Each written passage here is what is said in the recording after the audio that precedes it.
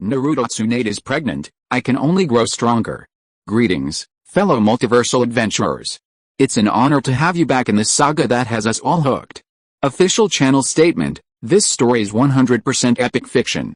So please don't attempt real magic, the results aren't guaranteed and insurance won't cover it. The rights to this masterpiece belong entirely to its brilliant original author. We are just a barge sharing it with you.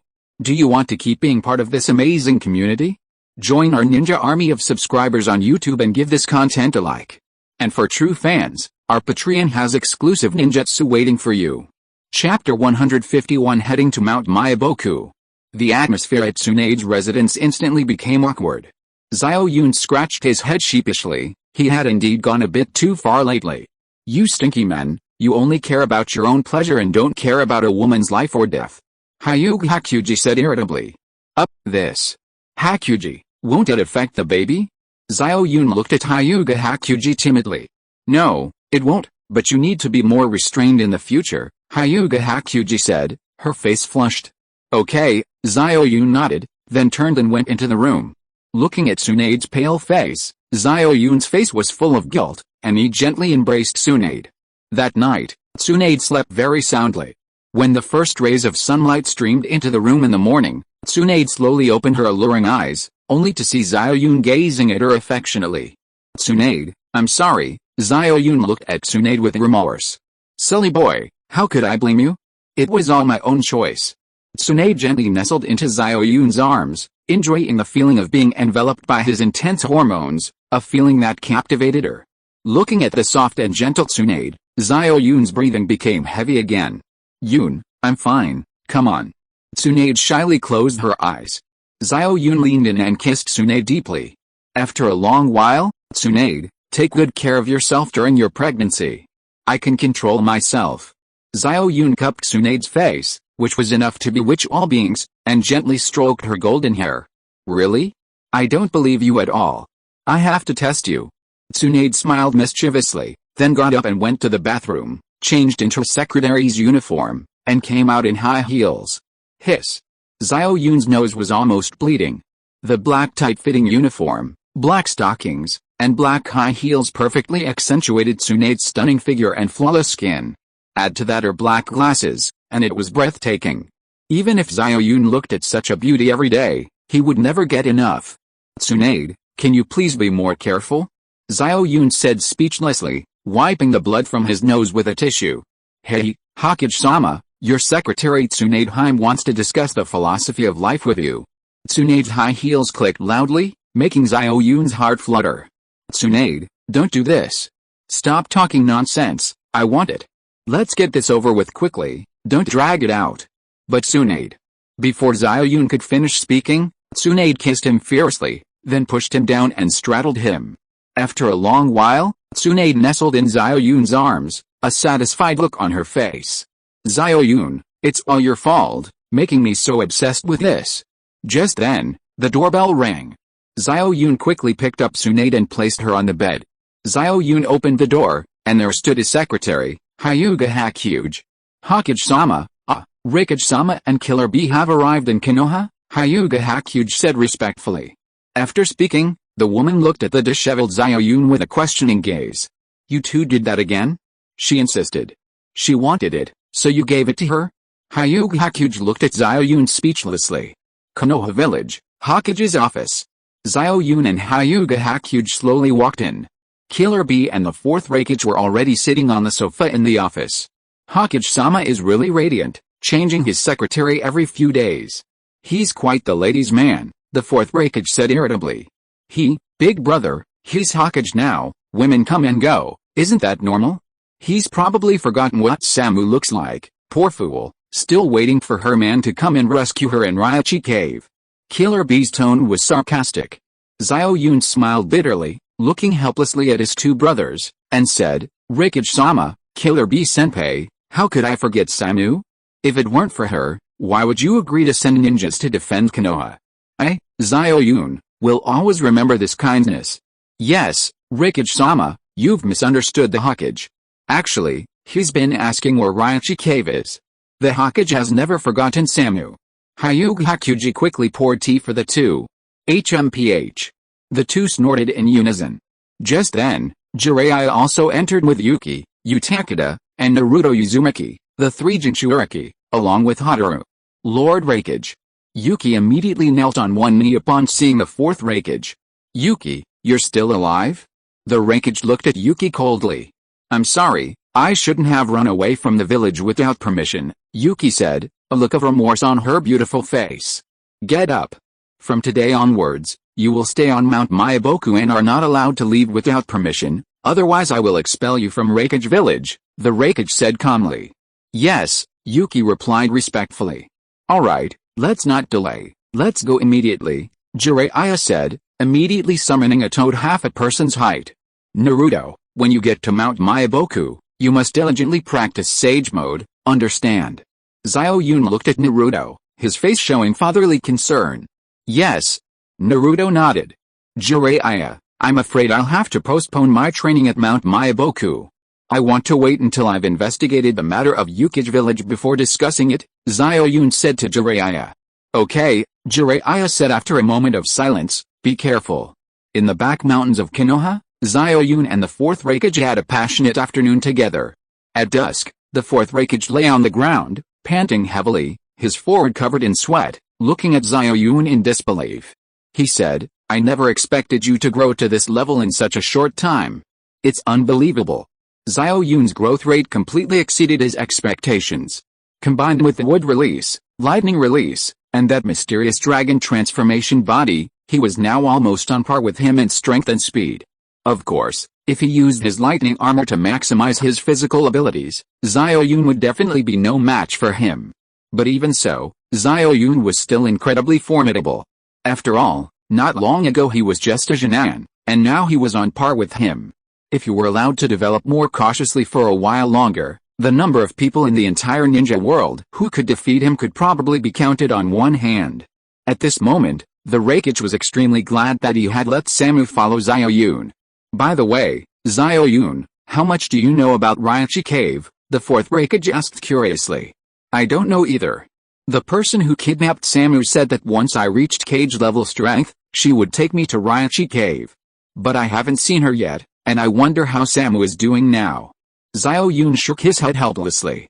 Thinking of Samu, Xiao Yun couldn't help but smile. Her stunningly beautiful face, her graceful figure, and everything she had done for him. Chapter 152 Hyuga Hakuge makes a decision. As dusk fell, the fourth Raikage looked at Xiao Yun with suspicion. Hey, Xiao Yun, is it true that the Akatsuki are collecting the tailed beasts to revive that Otsutsuki? It wasn't that he didn't believe Xiao Yun, but rather that what Xiao Yun said was simply too astonishing. The Rinnegan, the Sage of Six Paths, the alien Otsutsuki, all of this had completely overturned his understanding. Yes, Raikage-sama, you need to be mentally prepared. The strength of the enemy we will face in the future will completely overturn your understanding. It won't be long before you know whether what I said is true or false, Xiao Yun said solemnly. Alright, I'll believe you for now. Also, I have one more request, the fourth Raikage said seriously. One request? Xiao Yun smiled slightly and said, Lord Raikage helped Konoha when it was in its most critical moment. Don't even mention one request, I'd agree to 10. You've got some conscience, kid. My request is simple. If what you say is true, the ninja world will definitely face a fierce war in the near future. When that time comes, our 5 great nations will surely form an alliance again. And you, Xiao Yun, are not only exceptionally talented, but also ruthless enough. After the alliance, a new leader will inevitably be chosen, and I will strongly support you as the new leader. My request is that no matter how many women you have in the future, you must make Samu your official wife. If you agree to this, from today onwards, our Raikage village will fully cooperate with all your actions.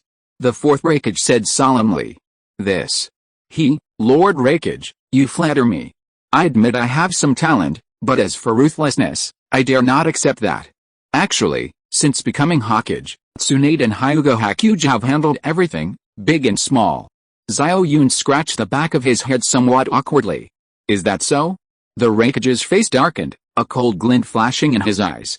Xiao Yun's heart skipped a beat, a bad premonition instantly washing over him. What is it you're referring to, Raikage-sama? Although Xiao Yun had already guessed that the Raikage was referring to Daru's death, He still acted like a naive and innocent person. HMPH, some things are best left unsaid. Don't worry, I'm not here to pursue a responsibility.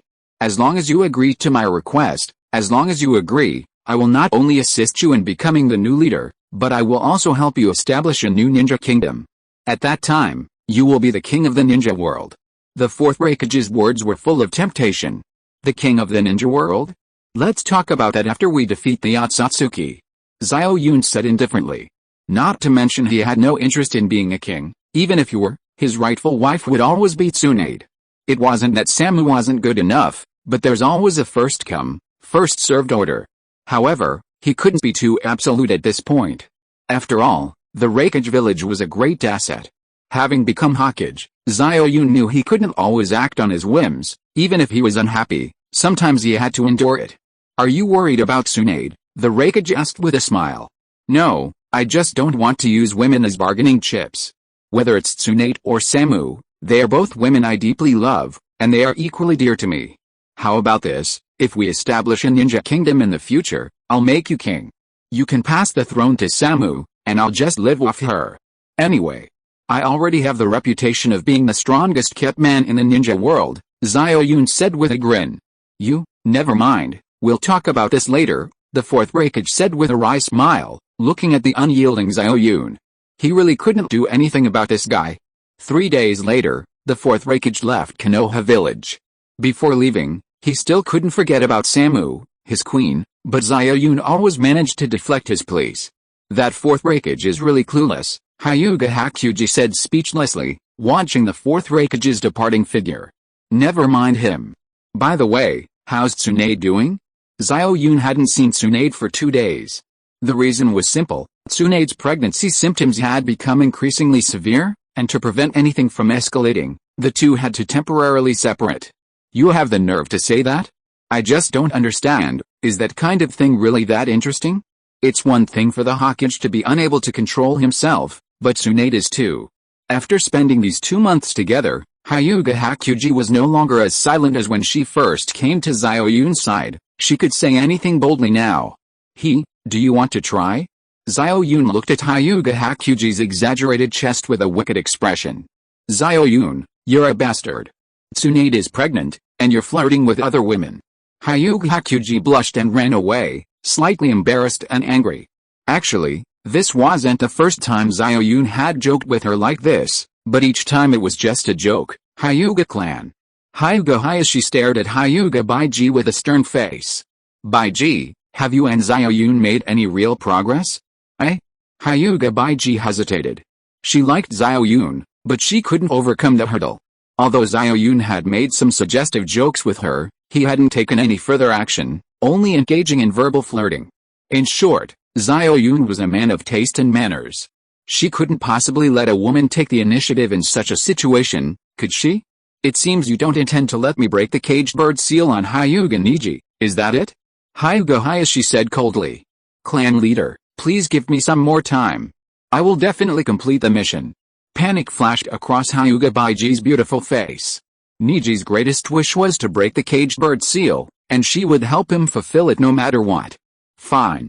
I'll trust you one more time. Take this, Tsunade is in the hospital recovering from her pregnancy. You'll need it. Hyuga Hayashi finished speaking and kicked a box to Hyuga Baiji's side. Hyuga Hakuji opened the box and saw that it contained Tsunade's iconic outfit, with the large gambling sign on the back. Change into the outfit. Tonight, when it's quiet, go and play Tsunade, Hyuga Hayashi said before turning and leaving the shrine. Hyuga Hakuji stared blankly at the clothes in the box, her heart filled with mixed emotions. Well, for Niji, it was all worth it. On a dark and windy night, Xiao Yun lay in Tsunade's room, listlessly looking at Tsunade's photos. This woman was truly beautiful, he could never get enough of her. It was a pity that they had to be separated for a while. This damn fate. Samu had been taken to Raichi Cave. Kurenai had been poisoned and had to be isolated. Even Tsunade, to care for her pregnancy, had to leave him temporarily. Brother, you've really suffered. Just then, the light flickered and went out, plunging the room into darkness. Clang. The sound of the lock being opened rang out, and a familiar figure slowly walked in. In the dim moonlight, in the pitch-black night, Xiao Yun only saw a woman in a green top rush into his arms. A large character for gamble was emblazoned on her back. "Tsunade, why are you back?" Xiao Yun asked, puzzled. Tsunade's soft lips sealed Xiao Yun's, cupping his face and demanding his touch, making soft, kissing sounds. "Tsunade, we shouldn't be sleeping together right now." Xiao Yun quickly tried to stop Tsunade, but Tsunade ignored him, not allowing him to refuse, and proceeded to force herself on him. Chapter 153 Orochimaru's Doubts.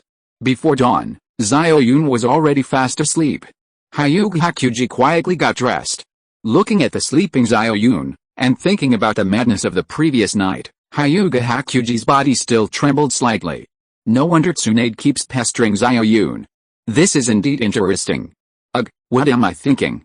Hyuga Hakuji, you're only doing this to help Niji. You can't have any other thoughts? Just as Hyuga Hakuji was feeling troubled, a strong arm gently wrapped around her slender waist. Hyuga Hakuji smelled the strong scent of hormones emanating from Xiao Yun, and couldn't help but feel a surge of infatuation. I promise this is the last time, Hyuga Hakuji secretly vowed in her heart, and then kissed Xiao Yun's lips fiercely. Xiao Yun instinctively hugged Hyuga Hakuji.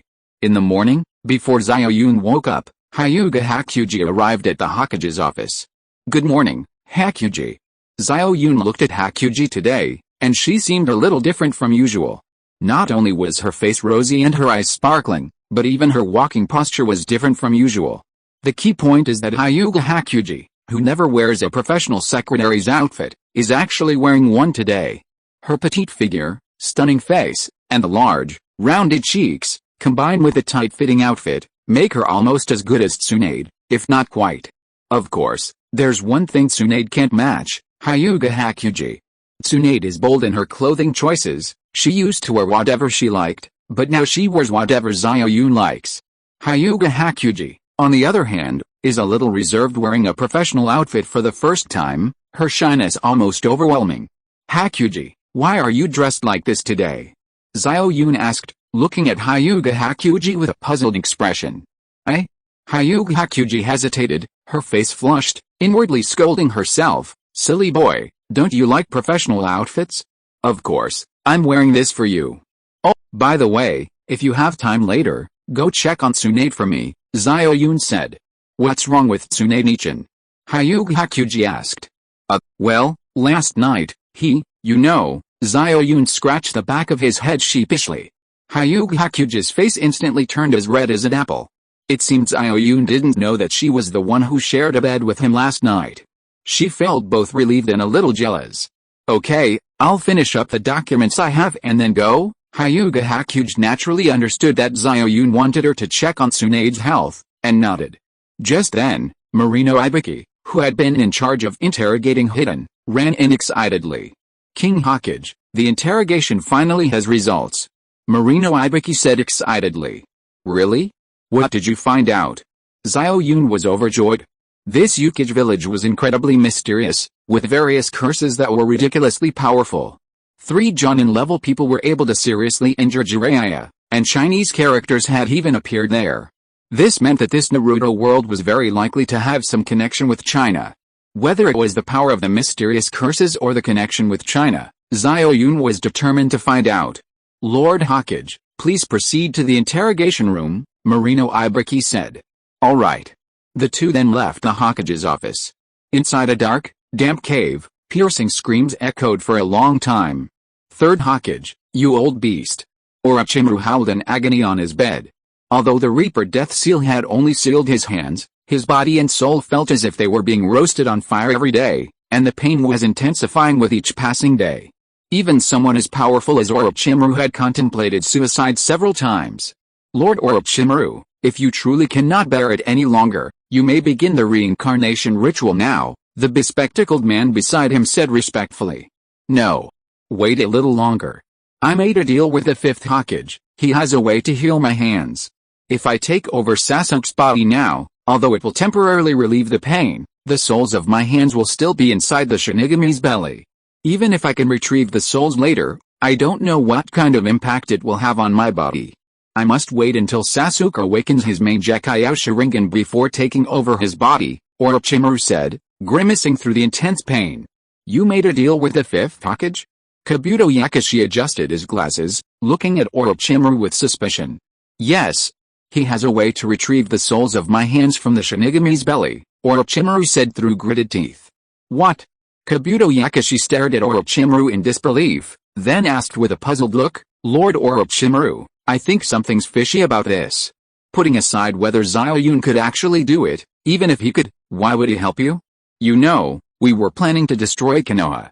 HMPH, don't worry, Orochimaru chuckled. His woman, Tsunade, has been poisoned with a viper-like venom. As time goes on, Tsunade's pain will only increase. Only sexual intercourse can alleviate her suffering. And once intercourse occurs, this strange poison will evolve, causing both the man and woman to endure hellish agony. Aside from that Lord of Raichi Cave and myself, no one can cure this poison. Ha ha ha ha ha. Orochimaru's laughter was particularly sinister and chilling. Lord Orochimaru is wise. Kabuto finally understood why Orochimaru endured such intense pain rather than take over Sasuke's body. Ha! Orochimaru suddenly roared, spitting out a python from his mouth, aimed straight at the center of the opposite wall. A deafening boom echoed as the python slithered through the wall, leaving a gaping hole. It slowly retracted, revealing a crow in its beak. A crow? Orochimaru stared in disbelief at the dark mass in the python's mouth. After a long pause, a knowing look finally appeared on Orochimaru's face, a strange smile playing on his lips. Lord Orochimaru, there's an infiltrator in the base. I'm going after him. With that, Kabuto rushed out. Don't chase him, Kabuto. He's already far away. You can't catch him, and even if you do, you can't defeat him, Orochimaru said with a faint smile, but inwardly, a storm raged. Uchiha, you actually found my secret base and infiltrated it so silently. No wonder you became an Anbu captain at 13. Lord Orochimaru, do you know who came? Kabuto asked, puzzled. Uchiha, Orochimaru replied expressionlessly. Uchiha? Sasuke-sama's brother? That's right. Orochimaru nodded, then said with a puzzled look, it's really strange. If I'm not mistaken, Uchiha was ordered by the Akatsuki to kill me. With his strength, killing me now would be a piece of cake. Why didn't he do it? In the room, the two stared at each other, racking their brains for a long time without finding a clue. Lord Orochimaru, should we leave? After a long silence, Kabuto Yakushi asked. No need. Since Itachi didn't kill me, it at least means he doesn't want me to die for the time being. I guess he won't reveal my whereabouts to the Akatsuki. Go and send people to keep an eye on Konoha, paying attention to Xiao Yun and Tsunade's every move. Yes. Chapter 154 The Sorcerer.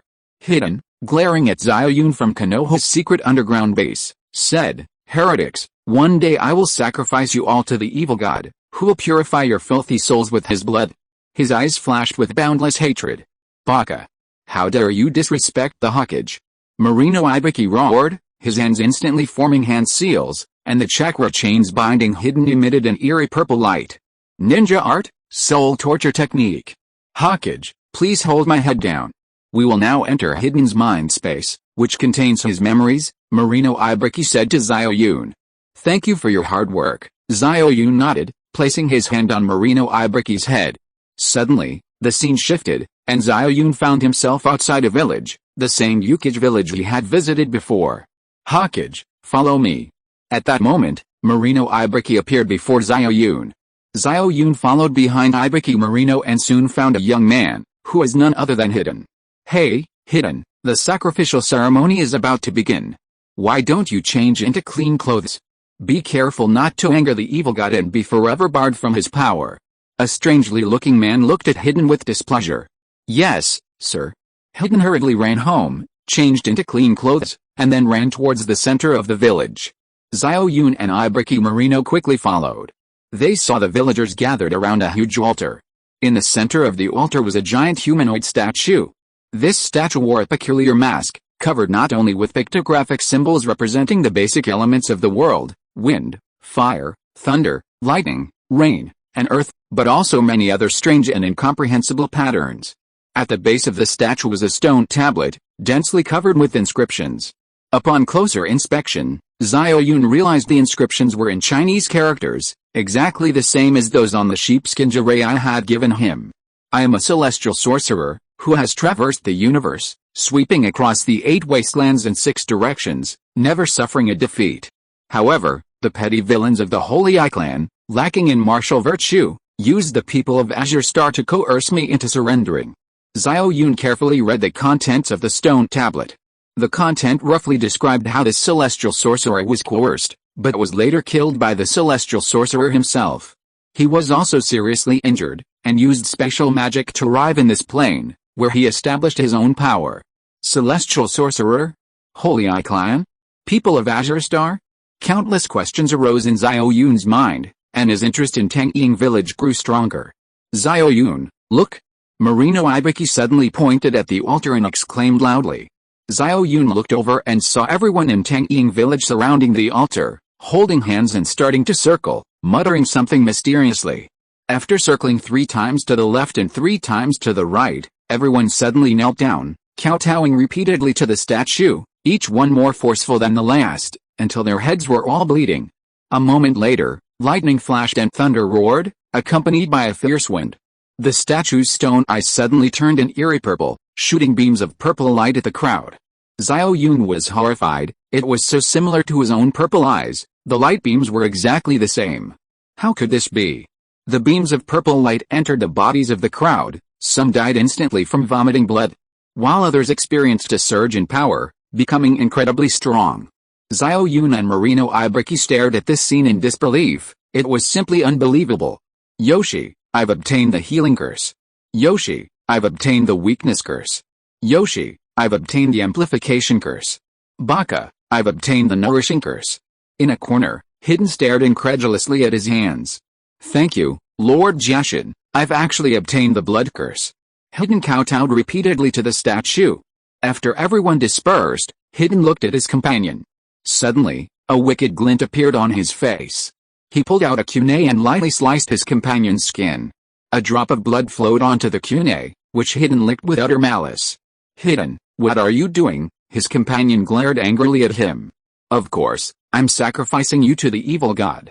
Hidden slashed his wrist, blood dripping onto the ground. He drew a circle with his foot, inside which he drew a triangle.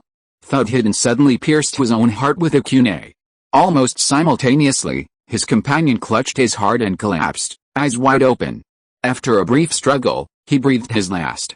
Time passed, the scene shifted, and Hidden, for cursing his companion, was expelled from the Hidden Spring village and joined the Akatsuki organization. Hokage-sama, let's leave. This is my limit, Ibiki Marino said, his face contorted in pain. Xiao Yun nodded. Casting the soul torture technique placed an immense mental burden on both the caster and the victim. Ibiki's ability to endure for so long was already remarkable. Who is spying on me? Just as Marino Ibiki was about to release the ninjutsu, a majestic voice suddenly rang out. Suddenly, an overwhelming hand reached out to grab them both. At the critical moment, Xiao Yun unleashed an unparalleled aura in his consciousness, blocking the giant hand. What are you standing there for? Release the ninjutsu quickly. Xiao Yun roared, startling the stunned Marino Ibiki. This power was simply too strong, he could only withstand it for 10 seconds at most. Soul torture, release. Marino Ibiki instantly formed hand seals, releasing the soul torture. Phew.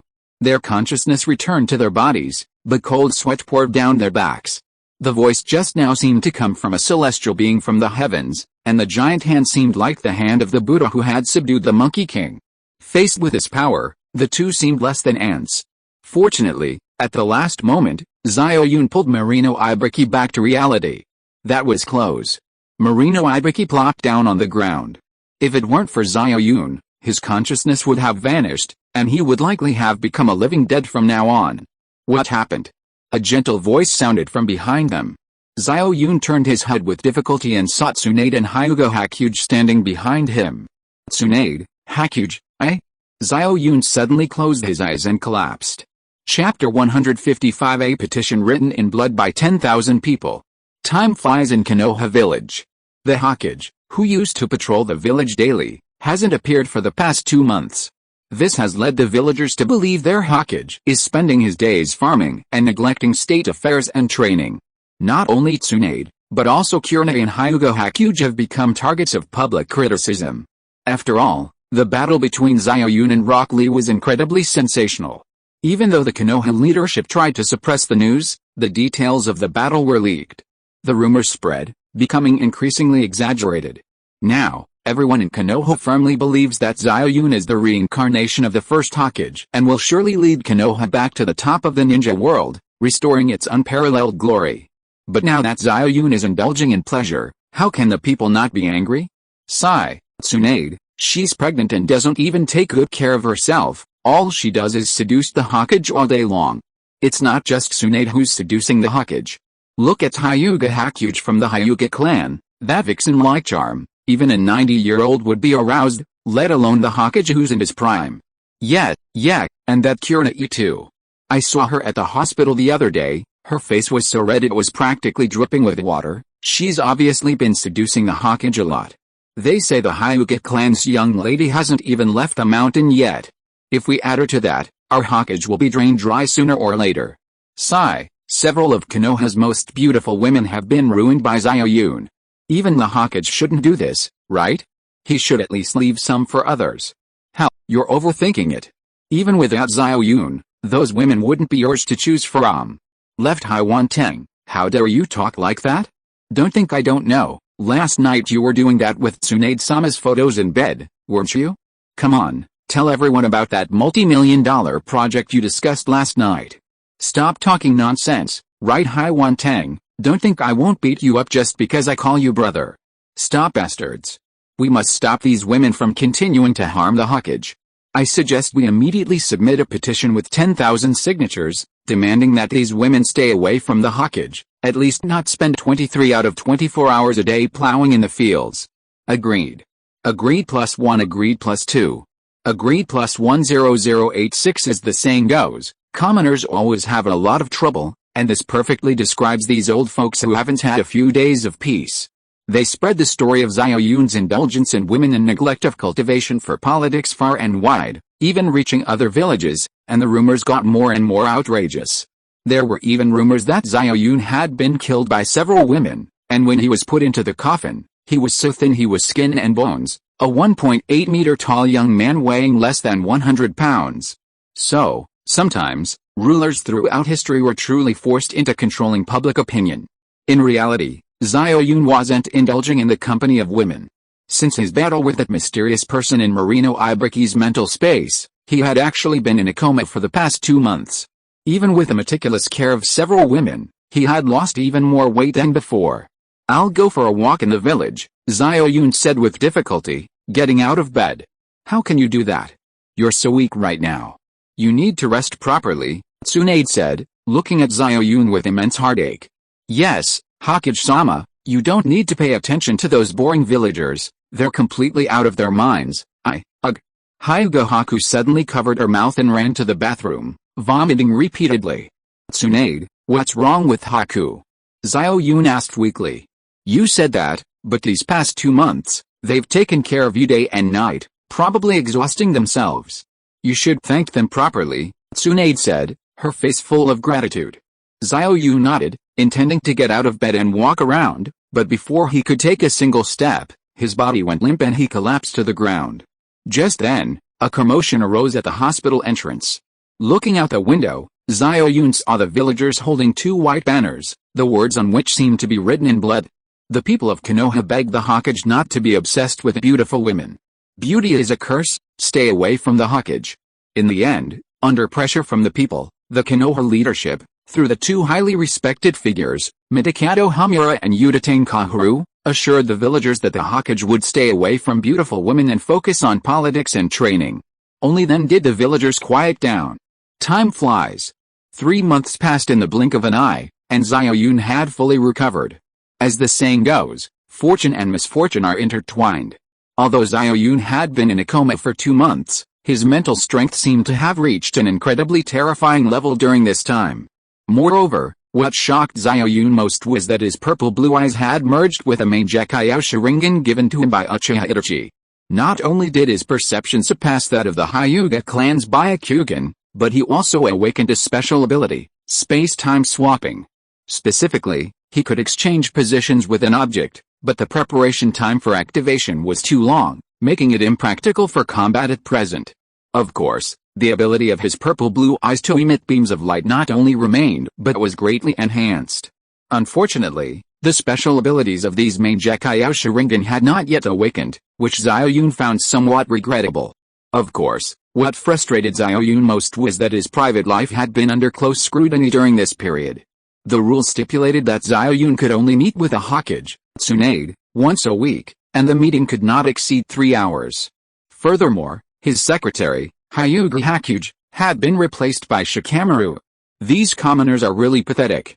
One day, I'll call Pain over and send you all packing with one swift move. Xiao Yun sat in his office, looking through the glass at the idle villagers on the street. He saw a heavily pregnant woman, her hands supporting her lower back, walking slowly down the street. A huge question mark appeared in his mind. Wait a minute. Something's not right. Tsunade has been pregnant for almost a year, how come her belly is still flat? What's going on? Shikamaru, contact Tsunade for me. I need to take her to the hospital for a checkup, Xiao Yun said calmly. Hokage-sama, you've used this excuse 3 times already. Shikamaru looked at Xiao Yun speechlessly. I have serious business. This time it's for real, Xiao Yun said solemnly. Hokage-sama, Tsunade-sama is currently being cared for by Hyuga Hakuge. If you need anything, just tell me, and I'll inform Hyuga Hakuge to do it. Shikamaru clearly didn't believe Xiao Yun. Xiao Yun always used this excuse to go to Tsunade, and every time he returned, he was listless. Although Shikamaru hadn't experienced hardship, he'd seen things go, so he knew what was happening. You bunch of bastards, one day you'll suffocate me. Xiao Yun looked at Shikamaru speechlessly. Just then, a familiar figure walked into the Hokage's office. Jiraiya. You're finally back. Xiao Yun was overjoyed. If you are listening to this novel on a channel other than Fanfic World, it means it was downloaded and re-uploaded without effort. We warmly invite you to visit our channel, Fanfic World. There you will find the original version of this story and many other novels of various genres. We look forward to seeing you dive into a world of incredible novels. Chapter 156 Uchiha Sasuke reappears. That night, with Jiraiya's toad-lurking technique, Xiao Yun silently entered Tsunade's room. Hyuga Hokusai and Tsunade were sleeping in the same bed. The two were now like sisters, inseparable. Seeing them fast asleep, Xiao Yun left a note and quietly departed. Next, Xiao Yun went to Kurenai. After not seeing her for many days, the once dignified and mature Kurenai possessed a captivating, seductive charm, every movement exuding allure. Don't do this, Xiao Yun, I'm afraid I'll hurt you, Kurenai said, pushing Xiao Yun away with one hand while tightly embracing him with the other, a truly perplexing sight. Teacher, I missed you, Xiao Yun said, his breath heavy as he gazed at Kurenai's intoxicating face. I missed you too, Kurenai replied, tears welling in her eyes as she looked at the man she had longed for day and night. The two embraced tightly, pouring out their mutual longing. If a woman deeply loves a man, she won't just watch him suffer. She'll always find a way to make him happy. Even if she's physically uncomfortable, a woman will use every trick in the book to win over the heart of the man she loves. 3 hours later, Yun, wait for me, I'm going to rinse my mouth. Zai Yanghong slowly stood up. Thank you for your hard work, teacher Zai Yanghong, Xiao Yun said, looking at Zai Yanghong with concern. After Zai Yanghong finished rinsing her mouth, the two cuddled for a while longer before Xiao Yun turned to leave. Yun, be careful this time when you go to Tangying village, Zai Yanghong suddenly hugged Xiao Yun's waist from behind. Don't worry, teacher Zai Yanghong, I'll be fine. I'm still waiting for you to give me 10 or 8 children, Xiao Yun laughed. Okay. Once my poison is cured, I'll give you as many children as you want, Zai Yanghong said happily. After a passionate kiss, Xiao Yun reluctantly left the hospital. Under the moonlight, Xiao Yun and Jiraiya, like two leaping frogs, hopped into the distance through the forest, their destination being Yukage village. Xiao Yun, you didn't do anything with Kurenai, did you? Jiraiya asked, looking at Xiao Yun. No. She's poisoned right now, I can still control myself, Xiao Yun replied without batting an eye.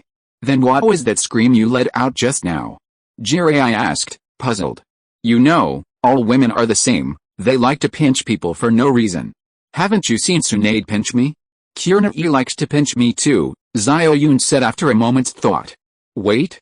The scream you made when Tsunade pinched you is clearly different from just now. Honestly, what did you do with Tsunade for 3 hours? If not, as the Hokage, I order you to shut your toad mouth. Xiao Yun revealed his identity without hesitation, interrupting Jiraiya. Jiraiya. Yukage Village. Beneath the massive altar lies a secret base. Inside, there's a statue identical to the one outside, only a smaller version. But upon closer inspection, there are subtle differences. The statue's eyes are lifelike, only closed. However, just yesterday, the statue's eyes opened. Ancient legend says that once the statue's eyes open in the secret base, a cataclysmic chaos is imminent, and everyone will be swept up in it. At that time, a prophetic child will emerge, leading everyone to resist the extraterrestrials. I never thought a cataclysmic event would occur in our generation. An elderly man with white hair and a mask stared at the statue, muttering to himself.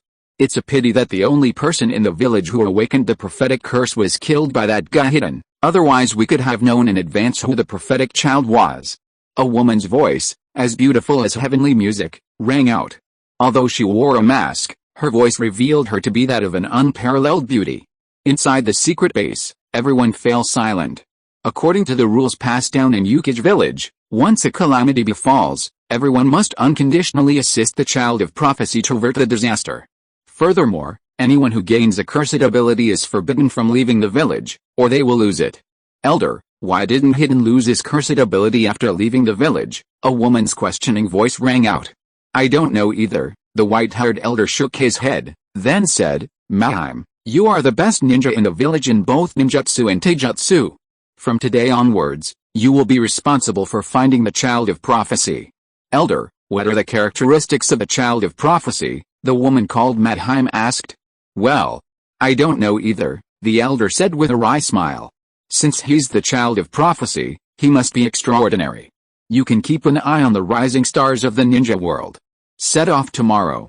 Remember, bring him back after you find him. Yes. After saying that, the woman turned and left the secret base. Sister Maki, the world is so big, and there are so many rising stars in the ninja world. We can't possibly search for them one by one, can we? A beautiful woman with a heroic aura walked slowly through the forest, carrying 2 large swords on her back. The one who spoke was a handsome man behind her. Nabuyoshi-kun, I know this is difficult, but no matter how difficult it is, we must do it. After all, only the child of prophecy can lead us out of the village. Maki said calmly. I know, Sister Maki. As long as I can be with you, I'm not afraid of any hardship. Nabuyoshi expressed his admiration for Maki without any concealment. Nabuyoshi-kun, I've already said that I've dedicated my life to the evil god. I have no interest in romantic love. Maki glanced at Nabuyoshi indifferently. I know, Shinin gave a bitter smile, a sense of loss welling up inside him. But it didn't matter, as long as Makine didn't have another man in her heart, she would protect the evil god for life, and he would protect her for life too. This was a different kind of happiness, wasn't it? Watch out! Clang. Clang. Clang. Maki suddenly drew her greatsword from her back and jumped to Shinin's side, blocking the incoming shuriken. Who is it? The two looked ahead warily. A dark figure slowly emerged from the darkness. I am Uchiha Sasuke. Lord Orochimaru wishes to see you. Come with me. The young man's tone was domineering, leaving no room for refusal. Sorry, we have business to attend to. Maki sheathed her greatsword and turned to leave. HMPH, you won't listen to reason. Uchiha Sasuke leaped forward. Chapter 157. Let me show you what high-level operations are. Seeing Sasuke charging towards her, Maki's eyes revealed a hint of seriousness. This young man was truly extraordinary, especially his eyes, which radiated a light that seemed to pierce through everything, wise and sharp. And the sword in his hand seemed capable of cutting through anything in the world, invincible. However, Maki showed no fear. She drew 2 greatswords from her back. This was the first time since birth that she had fought a ninja from outside the village, and a powerful one at that. A strong fighting spirit shone in Maki's eyes. When Sasuke swung his sword down, Maki blocked his attack with her left greatsword, while her right greatsword slashed horizontally. Sasuke drew his kunai and blocked it with a clang, but he had clearly underestimated the strength of the woman before him. The impact left his hands numb. No, his entire body was numb. What incredible strength! Sasuke was horrified. In the blink of an eye, Maki kicked out, and Sasuke had no time to react. He was struck solidly in the abdomen, and his entire body flew backward like a cannonball. PFFT. Sasuke spat out a mouthful of blood, staring at the woman in horror. What kind of monstrous strength is this? Is this the strength a woman should possess? HMPH, Uchiha brat, you're too weak. Maki looked at Sasuke disdainfully. She had thought Sasuke would bring her pleasure today, but he turned out to be a useless piece of trash, over before it even began. What a disappointment. You filthy woman, don't be so arrogant. Chidori, lightning blade. Sasuke was instantly enraged. Instantly, blue chakra condensed in his palm, and the sound of 1,000 birds echoed through the forest. To be able to materialize chakra to this extent, you're quite capable, kid. Maki's eyes reignited with fighting spirit, and she abandoned her initial underestimation of Sasuke, sensing a hint of danger in his attack. Die? Sasuke charged towards Maki like an arrow, but halfway there, he suddenly turned, rapidly circling the woman at incredible speed, leaving only afterimages. Such speed. He must have used some secret technique to enhance his physical chakra activity. Maki, wielding 2 greatswords, a hint of seriousness flashing in her eyes. No wonder the village chief had repeatedly warned her before she left the village never to underestimate any hero. Now it seemed he was right. An opening. Sasuke, running at high speed, suddenly spotted an opening in Maki's defense and charged forward with his lightning blade. But Sasuke was clearly a step too slow, or perhaps Maki's reaction speed was simply too fast. The lightning blade was blocked by the 2 greatswords. HMPH, Sasuke's lips suddenly curled into a strange smile. Defending against his lightning blade like this was like walking around in a toilet with a lantern, courting death. The next second, the blue lightning generated by Sasuke's lightning blade spread from the giant sword in Maki's hand to her entire body, crackling and popping. Maki's hair stood on end, her once smooth long hair now resembling an afro, but it didn't diminish her beauty or heroic bearing in the slightest. With his hand in hand, Sasuke leaped away from the woman, creating a distance between them. HMPH, if you had just agreed to come back with me to report earlier, none of this would have happened. Sasuke slowly sheathed his Kusanagi sword, coldly staring at the woman before him. He had to admit, this woman was beautiful. With a delicate yet domineering appearance, his ideal mature, queen-like type. Sasuke unconsciously adjusted his posture and expression to be as cool and aloof as possible. Submit to me, woman. However, the next second, Maki gave a strange smile. Her clothes moved without wind, and the hair on her body that had stood on end instantly resumed its spinning motion. She giggled, little brother, you've successfully aroused my fighting spirit. Now, let me show you what high-level maneuvering is. Sasuke's eyes widened in disbelief as he stared at the woman before him. How could this be? His Chidori hadn't paralyzed her. HMPH, you foolish Uchiha brat. When Maki is wielding 2 giant blades, she's in a state of super armor, immune to all abnormal statuses. Your little lightning release is laughable. At that moment, Shinin spoke up with a mocking voice. The next second, Maki lightly swung her arm, and the giant sword in her hand was thrown out like a small stone, strangely hovering in midair, spinning continuously. Maki leaped and landed directly on the spinning giant sword, her legs slightly crouching, holding the other giant sword, assuming a charging stance. Sasuke quickly activated his Sharingan, and saw Maki's chakra surge wildly into him. Ha! Mafe shouted softly, pointing her sword forward. A massive wind blade hurtled towards Sasuke, its speed and power terrifying him. Sasuke leaped away, barely dodging the attack. However, the thick tree behind him wasn't so lucky. It was cleanly severed in half, the cut a testament to the power of the blow. Before Sasuke could catch his breath, Mafe swung her greatsword, leaping down like a mountain crashing down. Sasuke was terrified and mustered all his strength, rolling on the ground to avoid the attack. However, Mafe's strike was incredibly powerful, creating a large crater in the ground, the shockwave sending Sasuke flying. Mafe continued to charge up her power, delivering a powerful blow with each strike. Her moves weren't flashy, but they left Sasuke utterly helpless, coughing up blood repeatedly. Finally, after more than a dozen rounds, Sasuke managed to block Maki's slash, but his entire body was numb and he couldn't move. It's over. Maki looked at Sasuke lying on the ground, retrieved the giant sword that had been hovering in midair, and began to charge up her 2 swords. It's over. Sasuke's eyes were filled with despair. The power of Maki's charged swords was at least twice as strong as before, and he seemed to be firmly locked on. Even at his peak, he might not be able to dodge it. Father, mother, elders of the Uchiha clan, I can't avenge you anymore. Sasuke closed his eyes in despair, his heart filled with resentment. He shouldn't have tried to show off to Orochimaru and volunteered for the mission to capture the Ukage ninja. However, at that moment, a sudden change occurred. Sasuke felt his body become light and airy, as if he had turned into nothingness. The next second, he found himself on a tree. And where he had been standing, there appeared the man he hated most in his life, Xiao Yun. That's right. Xiao Yun and Jiraiya had actually been hiding in the shadows, secretly observing the battle. Sasuke's sudden appearance in the tree was due to Xiao Yun using the ability of his special eyes. It was amazing, but the skill's casting time was too long and it couldn't be interrupted, otherwise it would fail. Xiao Yun, who had been hiding in the shadows, finally found an opportunity to try it out.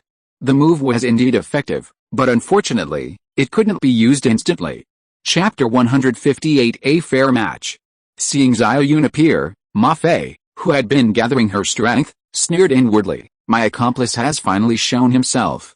Actually, Ma Fei had sensed Xiao Yun and his companions' presence shortly after the battle began, but she had always believed they were accomplices of the Uchiha brat.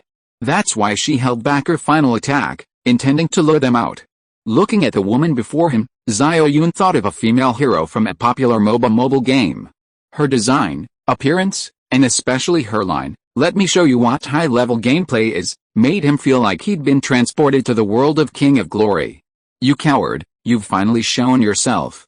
Ma Fei sneered, pointing two giant blades at Xiao Yun, unleashing a massive, invisible wind blade. Having witnessed the power of this attack, Xiao Yun dared not be careless and instantly activated his Sage mode. After months of arduous training, Xiao Yun's immortal body no longer needed to transform into a dragon-headed monster. He simply had two horns on his head and his entire body emitted a faint, bluish-green glow. Let me show you what true toughness is. Xiao Yun roared, his hands instantly forming hand seals. Countless vines sprouted from the ground, blocking the spinning wind blade. Sizzle. The vines were continuously sliced by the wind blade, sending debris flying everywhere. Xiao Yun continued forming hand seals, and vines continued to emerge from the ground, blocking the ever-advancing wind blade. The vines gradually reduced the speed and power of the wind blade, having some effect, but not much. Seeing that the vine's blocking effect was ineffective, Xiao Yun had no choice but to use the chakra-intensive wood release, triple Rashomon of wooden walls. This was a new ninjutsu developed by Xiao Yun, combining the sturdiness of Rashomon with the resilience of wood release, possessing both strength and flexibility, resulting in excellent defensive capabilities. Boom! The wind blade collided with the Rashomon, producing a deafening roar. Bang! The Rashomon was ultimately severed by the wind blades. Xiao Yun was shocked. Such power was probably comparable to Naruto's Rasengan. To be precise, this technique's power was inferior to the Rasengan, but its advantage lay in not requiring the long preparation time of Naruto's technique. Furthermore, in single sword mode, this woman seemed capable of continuously unleashing this technique for an extended period, which was terrifying. Although the Rashomon was now severed, the wind blades were more than half as powerful as before. Xiao Yun threw a punch to meet the wind blades, the intense force of his punch clashing with them. A fierce wind swept through the forest, causing even the thinner trees to sway wildly, demonstrating the power of the collision. Take this! The wind continued to howl as a roar erupted. Maki, wielding a giant sword, slashed down, but Xiao Yun dodged. This time, Maki didn't use simple slashing movements like she had with Sasuke before. Every move was incredibly elegant, the two giant swords in her hands seeming to come alive, flowing smoothly and impenetrably, a feast for the eyes. Even Jiraiya in the tree couldn't help but secretly applaud, he had never seen such beautiful swordsmanship before. However, while the swordsmanship was beautiful, it was also fraught with killing intent. Each attack incorporated wind-style ninjutsu, making it dazzling and difficult to defend against.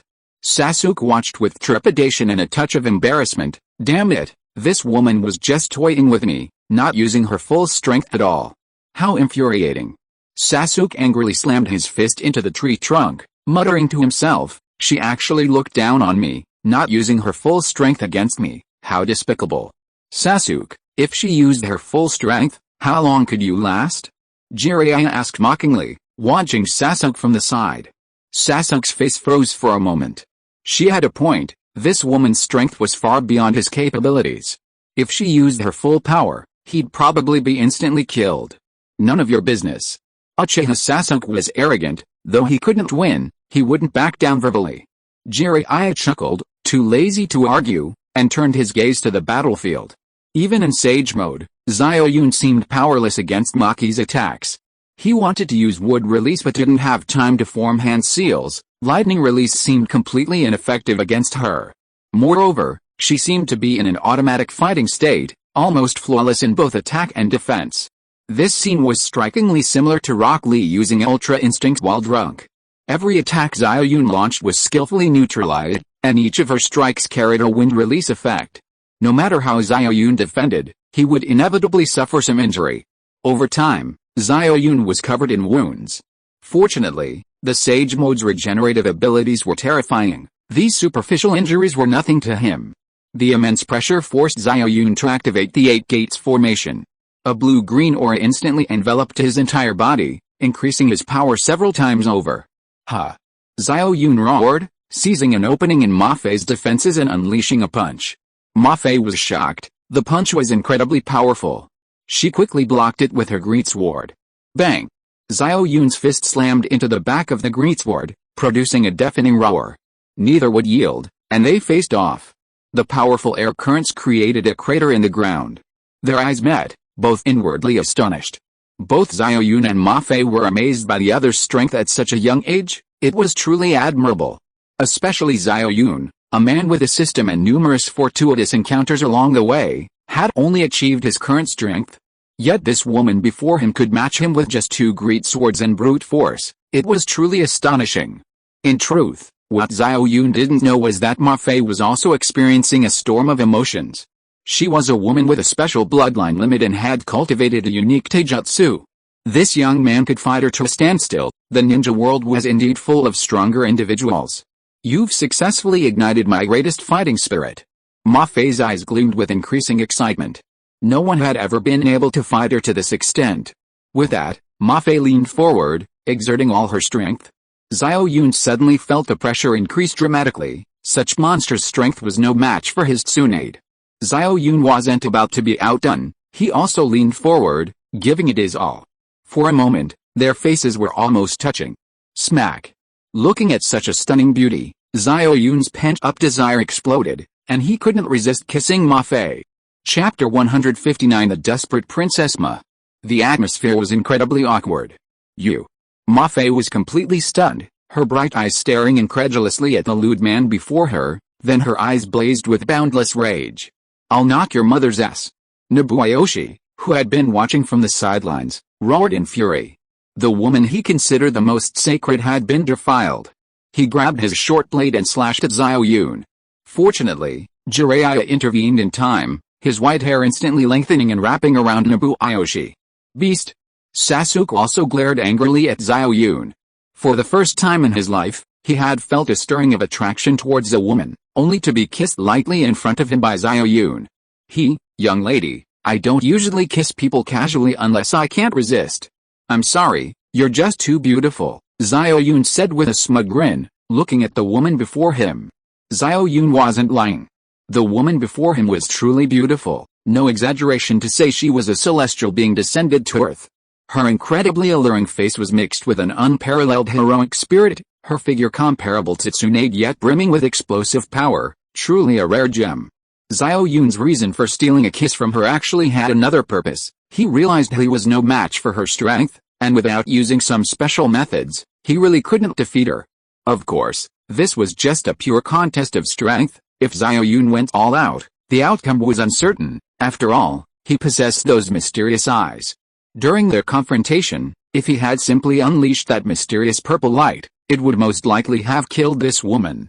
However, Xiao Yun wouldn't do that, because this woman was a ninja from Tangying village, and he wanted to capture her to extract the village's secrets. I'll kill you, you bastard. Ma Fei blushed to the roots of her neck, her eyes blazing with boundless hatred. Suddenly, she exerted all her strength, unleashing a terrifying aura that sent Xiao Yun flying. Then, Ma-Fei held her two giant blades horizontally in front of her chest, her hands rapidly forming hand seals. Wind release, Great Peacock Whirlwind Slash. Maki roared, throwing two giant blades from her bosom. The blades merged into one in midair, spinning rapidly to form a hurricane 10 meters high. The immense force of the wind uprooted the surrounding trees. Its power was astonishing. Shirai. Maki pointed a single finger at Xiao Yun, and the hurricane, carrying the force of a thunderbolt, rolled towards him. Xiao Yun was horrified as he watched the hurricane hurtling towards him. The power of this wind release technique far exceeded his expectations. His Sharingan clearly saw that the edge of the hurricane was like a high-speed spinning blade, leaving nothing but destruction in its wake. If you were hit, even if you were in Sage mode, he would be cut into countless pieces. Holy crap, how is this woman so strong? Get out of the way. Jiraiya shouted urgently. The power of this move was simply too great, probably comparable to Naruto's wind release, Rasen Shuriken. Of course I knew to dodge. Xiao Yun was filled with regret. He should have molested this woman. Now, Xiao Yun could only run for his life. He sprinted away at full speed, with Ma-Fei, manipulating a hurricane, close behind, even faster than him. After running for an unknown amount of time, Xiao Yun was finally caught by Ma-Fei. You bastard, why don't you run? Ma-Fei glared angrily at the man who had stolen her first kiss. Woman, I only kissed you, I didn't sleep with you, is it worth fighting like this? Xiao Yun looked at the woman speechlessly. You bastard, I'll kill you.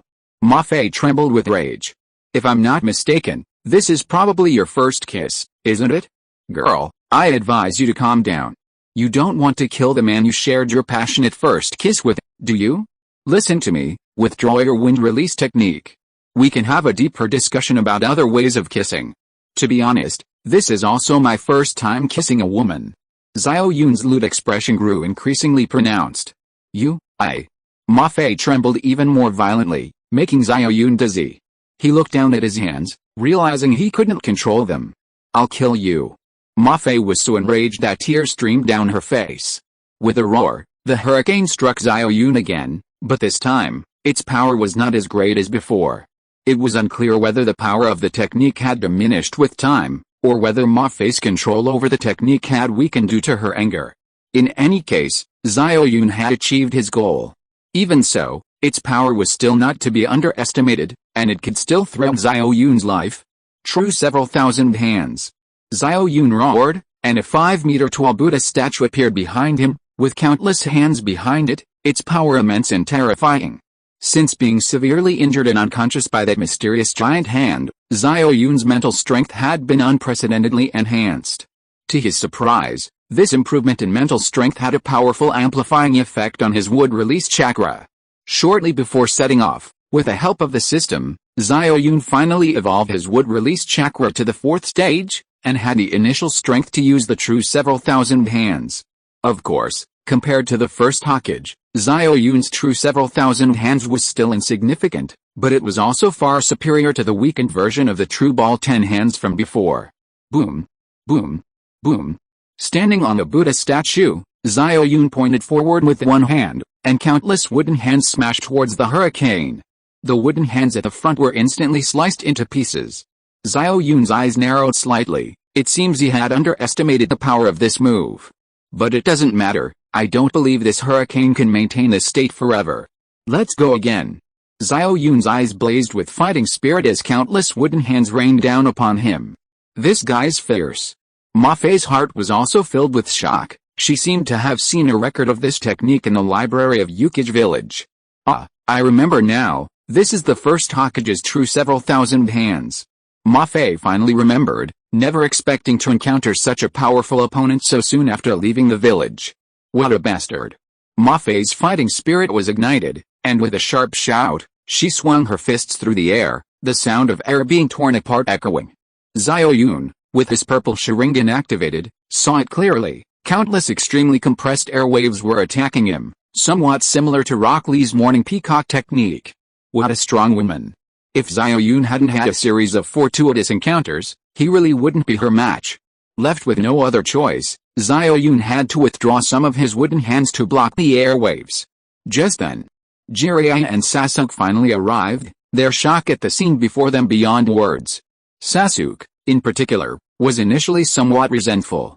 He thought that if he had started in his cursed seal form from the beginning, he might have been able to hold his own against this woman. But seeing the battle that had blasted craters into the earth, his spirits sank. What right did he have to fight them evenly? Chapter 160 Becoming the Villain.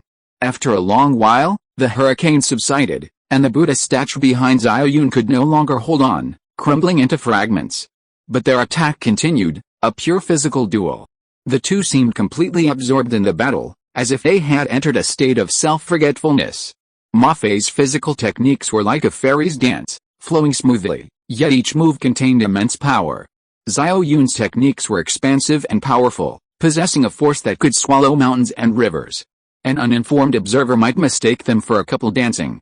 They fought from midday until sunset, finally exchanging blows and being knocked back dozens of meters. This is a draw. I'm tired today. We'll fight again later, Ma Fei said, looking at Xiao Yun as if he were a monster. Besides granting her unparalleled sensory abilities and powerful immunity to control effects, her bloodline limit also granted her a special ability, the ability to continuously draw energy from the air and convert it into chakra. If Ma Fei wished, she could fight indefinitely. How could this guy maintain such endurance? It's unbelievable. Although he enjoyed the fight with this bastard, the clan leader had sent him out to find the child of prophecy, a matter of utmost importance that couldn't be delayed. Woman, you think you can just quit like that? Xiao Yun looked at the woman before him with displeasure. Just now, he had sensed the faint signs of the fourth gate of the 8 gates opening. If he had held on a little longer, he might have been able to open the fourth gate, the gate of injury. HMPH. I have important matters to attend to and don't have time to play with you. Don't worry, your disrespect towards me isn't over. I'll come find you after I've finished my business. Ma Fei snorted coldly, picked up the great sword from the ground, slung it over her shoulder, and turned to leave. Excuse me, you can't leave. Just then, Jiraiya arrived beside Ma Fei, carrying the tightly bound Nobuyoshi. Nobutake. Madheim cried out in alarm, glaring angrily at the two men. What do you want? She asked. We mean no harm. We just want to know everything about Yukage village, Xiao Yun said calmly, then gave Jiraiya a meaningful look. Jiraiya nodded and said, Don't worry, I've already captured Sasuke. Xiao Yun smiled slightly. Orochimaru sending Sasuke to arrest someone meant he also knew the secret of Yukage village. He had to get to the bottom of this with Sasuke. How did Orochimaru find out? Sister Madheim, run. Don't worry about me. Just then, Nobutake, lying on the ground, let out a scream. Woman, we mean no harm. To be honest, a bloody storm is about to sweep through the ninja world. We will soon face unimaginably powerful enemies, so we must gather all available resources to deal with them. Therefore, I would like to learn about the curse abilities of Yukage village. If possible, I would like to learn them. Although Xiao Yun was meeting this woman for the first time, he could sense that she was very naive. Rather than fabricating a bunch of lies, it was better to reveal his intentions honestly. Although it was somewhat abrupt, at least it gave her a sense of sincerity. HMPH, you think you can learn our Yukage village's curse techniques? Dream on. Ma Fei said irritably. It was a pity that she couldn't use curse techniques now, otherwise, even if this lecherous fellow were twice as strong, he wouldn't be her match. But how did he know that the ninja world was about to face an unprecedentedly fierce battle? Is that so? Xiao Yun smiled mysteriously, pulling out a piece of parchment from his robes. The inscription on the base of the mysterious statue was clearly printed on it. He then handed it to Ma Fei. How do you have the inscription of the evil god? Ah, I remember now, you're the ninja who infiltrated Yukage village. Ma Fei pointed at Jiraiya and exclaimed loudly. Indeed, this immortal is me, Jiraiya said calmly. You thief, prepare to die. Ma Fei angrily grabbed her great sword and swung it at Jiraiya. To her, the village altar was a sacred place, and she would never allow an outsider to desecrate it. This was arguably more infuriating than Xiao Yun stealing her first kiss. Calm down, I told you we meant no harm, Xiao Yun said, blocking Ma Fei's sword. I don't believe you. Ma Fei's eyes widened, practically spitting fire. Your evil god and I might come from the same place, Xiao Yun said calmly. Upon hearing this, Ma Fei was struck dumb, staring at Xiao Yun in disbelief. Then, a disdainful smile appeared on her face as she said, You? From the same place as the evil god? Hey. You don't believe me? Let me tell you what this inscription says. I am a heavenly cursed sorcerer, who has traversed the universe, sweeping across the 8 wastelands in 6 directions, never suffering a defeat. However, the petty villains of the Holy Eye clan, lacking in martial virtue, used the people of Xianlan Star to coerce me into surrendering, Xiao Yun slowly recounted. Ma Fei stared blankly at Xiao Yun, speechless for a long time. Well? Believe me now? Looking at Ma Fei's expression, Xiao Yun felt a little smug. I'm from the same hometown as your evil god, let's see if you dare to be arrogant in front of me now? Right, I'd better make up another story, say that the evil god is my cousin, that he summoned me to learn the art of curses. Damn it, these people would practically kneel before me and sing conquer. Especially this woman before him, he was determined to give her a good beating and suppress her wildness. You, bullshit. Just as Xiao Yun was indulging in his fantasies, a friendly greeting came from Ma Fei. You think you can fool me with some random gibberish? You're too naive. I advise you to release my accomplices immediately, or I will use all my strength to ensure you die without a burial place. Ma Fei looked at the 2 men with a sinister expression. After speaking, she placed her jade-like hands on the hilts of the 2 giant swords, looking ready to fight again. Xiao Yun frowned. Could it be that this woman hadn't gone all out just now? Sister Ma Fei, don't worry about me, let's go, let's find the child of prophecy. Xin Yan twisted his body and shouted loudly. Child of prophecy? How do you know about the child of prophecy? Jiraiya frowned and grabbed Xin Yan from the ground, asking. HMPH, don't try to trick me. If you have the guts, give me a quick death.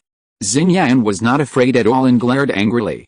Grandma Li, it seems like we can't control this pair of scoundrels without some special methods. Fine, for the sake of the ninja world, I'll be the villain this time. With this thought, Xiao Yun snatched Nabuyoshi from Jiraiya's hand, pulled out a short blade, held it to his crotch, and said viciously, Woman, you don't want your comrades to die out, do you? Chapter 161 Sijuan. In a vast, white snowfield, several strangely dressed men and women walked slowly across the snow, leaving no footprints, their steps leaving no trace. After walking for an unknown amount of time, the leader finally stopped, his face grave as he stared at the towering mountain before him. Then, the man formed a hand seal, pointing forward with one hand, and the mountain miraculously split in 2, like 2 sliding doors, slowly moving in opposite directions. Strangely, the movement of this massive object was completely silent. As the mountain moved, a small city appeared before them. Lord Jijin, is this the space guard in the 10 Tails? The speaker was none other than the long-vanished Shimura Danzo. The man called Jijin smiled and nodded, saying to the group, Everyone, this is the space sealing the 10 Tails, but unfortunately, the 10 Tails is currently just an empty shell. To revive it, we must capture the 9-tailed beasts and stuff them into its body. So, Lord Jijin, is our next task to capture the 9-tailed beasts? Another elderly man with white hair asked, looking at Jijin. No, Jijin shook his head solemnly, then said, Amato, the Kara organization is still not very strong, and my own strength has not recovered to its peak. Let's not move the 9-tailed beasts for now. Lord Jijin, if we don't capture the tailed beasts now, the Akatsuki will definitely beat us to it. A blonde, blue-eyed woman with a beautiful figure hurriedly said. HMPH, don't worry about those arrogant idiots from the Akatsuki. Jijin showed a disdainful smile, then added, Let me tell you, this world hides many mysterious powers. Even we Otsutsuki might not be their match. Let the Akatsuki lead the way and pave the way for us. Even the Otsutsuki might not be their match. Everyone was stunned. They had witnessed Jijin's power, that power was like a god descending to earth. Could there really be beings in this world who could rival the Otsutsuki? Lord Jijin, could you perhaps reveal something? Danzo looked at Jijin in disbelief. He had roamed the ninja world for decades and knew its intricacies intimately. To think there could be someone comparable to the Otsutsuki clan was absurd. If such a person existed, they would have already dominated the ninja world. Jijin smiled and then addressed the crowd, saying, the Toad clan of Mount Mayaboku, the Snake clan of Raichi Cave, the mysterious Cursed clan, and the Kurama and Shinigami clans who connect dreams and reality. Danzo was shocked. Aside from the Cursed and Shinigami clans, he knew a little about the others. The Kurama clan was practically extinct except for Kurama Yuhi. As for the Toads of Mount Mayaboku, He didn't think they were particularly strong. And Raichi Cave, the ninja world hadn't discovered their existence yet, and there were even rumors that they had long since vanished from the world. From now on, Amato will dedicate all his efforts to creating androids. Danzo will be responsible for monitoring the Akatsuki's every move and keeping a close eye on the information about the tribes I just mentioned. Oh, and I remember there's a member of the Kurama clan in your Konoha named Kurina Yuhi. Find an opportunity to capture her. Delta will guard the Ten Tails. As for me, Jijin looked meaningfully at the quadrilateral patterned wedge in his palm. In a forest outside Yukage village, Burn, Daishira. Xiao Yun nodded in satisfaction. Under his coercion, Maki finally revealed how to infiltrate Yukage village, bring Xiao Yun back to the clan and claim he might be the child of prophecy. Soon, the 5-yearly evil god's blessing and curse ritual would arrive, and the clan leader would definitely have the child of prophecy participate. In other words, by impersonating the child of prophecy and sneaking in, there was a certain chance of gaining the power of the curse. You're coming into Yukage village with me. If you dare to play any tricks, I'll have Jiraiya chop your accomplice into pieces, Xiao Yun said fiercely. Although Ma Fei was furious, she was helpless, as Xin Yan's life was in his hands. After saying this, Xiao Yun led Ma Fei towards Tang Ying village. The evil god will surely punish you, you despicable and shameless villain. Ma Fei's eyes blazed with hatred. Whether the evil god will punish me, I don't know. I'll punish you first, Xiao Yun said, suddenly grinning wickedly. Smack. A crisp sound of a spanking rang out. I'll kill you. Ma Fei was instantly filled with shame and anger. Think of your accomplices, he. Eh? Smack. You beast, I'll kill you. Ma Fei, calm down. Eh? Smack. Smack. Smack. Pop.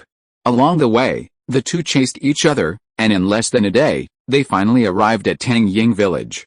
Ma Fei, it's up to you now, Xiao Yun said, looking at the woman beside him expectantly. Ma Fei glared at Xiao Yun, her eyes filled with resentment. This beast had spanked her 999 times and kissed her 18 times along the way. Her sacred body was no longer sacred. The evil god would surely despise her. Once Xin Yan was rescued, she would definitely perish together with this guy. Ma Fei thought to herself. Slap, what are you thinking about? Xiao Yun kindly reminded her. I'm thinking about how to cut you into 1,000 pieces. Ma Fei touched her numb buttocks. Strange, the spanking actually felt a little good. Don't worry, maybe I am the child of prophecy. When that happens, you'll have to follow the clan's rules and serve me, the child of prophecy. Well, you don't have to do any heavy or tiring work, just give me children, 1 a year, for 10 or 8 years.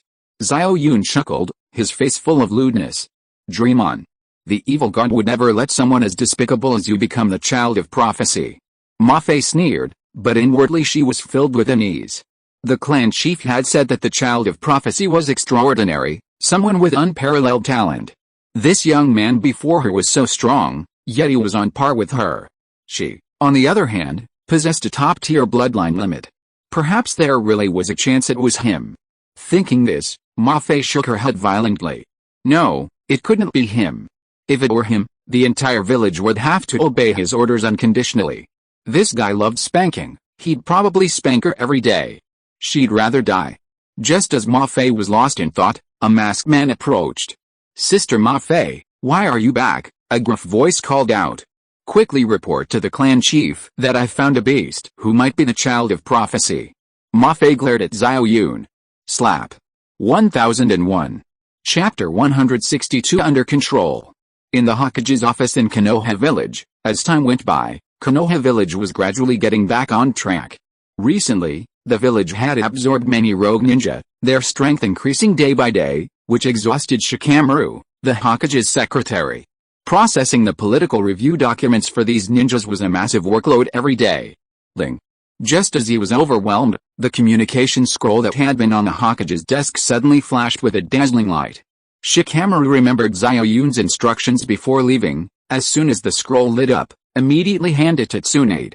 So he quickly put down his work, picked up the scroll, and rushed to Konoha Hospital. In a beautifully decorated room at Konoha Hospital, Hyuga Hakuji was vomiting incessantly. Tsunade gently patted her back. Hakuji, why have you been vomiting so much lately? And I remember you used to dislike spicy food, But lately you've been eating it so much, swallowing chili peppers one after another? Tsunade looked at Hyuga Hakuji with suspicion. Hyuga Haku wiped the remaining liquid from the corner of her mouth, her eyes darting around nervously. She said somewhat guiltily, maybe I ate something bad recently, and I'm naturally prone to feeling cold. Eating some chili peppers can help warm me up. Is that so? Tsunade frowned slightly, somewhat doubtful. By the way, Tsunade Nijin, have you asked the Hokage if he prefers a son or a daughter? Hyuga Haku changed the subject. Well. Tsunade blushed slightly and said, Xiao Yun does prefer daughters, but I still want to give him a son. After all, he said his parents favor sons over daughters, and a son can carry on the family line. Hearing this, a mysterious smile unconsciously appeared on Hyuga Haku's lips, sour for a boy, spicy for a girl. My baby will definitely be a daughter. You have a son, I have a daughter, Xiao Yun will definitely like my child more. Huh? Why are you suddenly asking this question? Tsunade looked at Hyuga Haku in confusion. Just asking casually, Knock knock knock. Just then, there was a knock on the door. Come in, Tsunade said calmly. Lady Tsunade, the communication scroll is working. Shikamaru quickly handed the scroll to Tsunade. After reading it, Tsunade's beautiful face showed an unprecedented seriousness. She then turned her gaze to Shikamaru and said solemnly, Shikamaru, spread the news of Kurenagi's death by poisoning. Remember not to make it too obvious. Shikamaru and Hyuga Hakuji exchanged glances. Yukage Village. Xiao Yun was led into Yukage Village by a group of mysterious masked men. Upon entering Yukage Village, Xiao Yun felt a mysterious and unpredictable power, identical to the power of the mysterious giant hand he had encountered before. Moreover, the closer he got to the altar, the stronger this power became. Xiao Yun felt like an ant, a lone boat adrift on a turbulent sea, before this power. Even someone as strong as Xiao Yun couldn't help but tremble slightly, wishing he could turn back immediately. Smack! Xiao Yun felt a sharp pain in his buttocks. Turning around, he saw a masked figure looking at him with an incredibly mocking gaze. HMPH, you'd better pray you're the chosen one, otherwise, I'll spank you until your buttocks are raw, or I'm not Mafe. A cold voice came through the mask. Needless to say, it was the woman Xiao Yun had spanked 1,001 times, Mafe. HMPH, Mafe, you don't want your accomplices to die without an heir. Do you? Xiao Yun angrily rubbed his burning buttocks and immediately unleashed his trump card. Is that so? Do you know what my curse ability is? Mafe said mysteriously. What is it? Xiao Yun's heart skipped a beat for no reason. It's completely controlling a person's mind, making them do anything I want. Simply put, if you're not the chosen one, then from now on, you're my slave, waiting to be spanked every day. Mafe chuckled. Do you think I'm stupid? If you have this ability, why don't you use it outside? Xiao Yun scoffed. I'm not afraid to tell you the truth, our curse ability can only be used within the village. It's ineffective outside the village. Pray, child of prophecy, he. Mafe let out an extremely unrestrained laugh. Xiao Yun felt a chill run down his spine. This woman didn't seem to be lying. Damn it, I've really messed up. I knew I shouldn't have risked it all alone. An image involuntarily appeared in Xiao Yun's mind. In a room, Mafe, who had originally wielded 2 great swords, was now wielding 2 iron fly swatters, smiling as she walked up to him, who was bound hand and foot. Slap slap slap 1,001 times a day, until his skin was torn and his buttocks were bleeding. Xiao Yun shook his head, forcibly calming himself, and said with a hint of flattery, Mafe, it's better to resolve conflicts than to let them fester. Let me go back, and I'll return your companion. No, your partner. Yes, your partner. Look at my foul mouth. He lightly slapped his cheek and continued, I'll bring your partner back safely, and we'll be good friends from now on. When you have time, bring your friends from Tangying village to Konoha, and I, young Master Xiao, will pay for everything. Really? Young Master Xiao is so generous? Mafe removed her mask, revealing a wisp of glossy black hair, and smiled faintly. That, of course. Xiao Yun was stunned. This woman was so beautiful, a perfect blend of gentleness and strength, a femme fatale. Dream on. Slap. Mafe slapped him hard, making Xiao Yun wince. Her strength was probably comparable to his own Tsunade.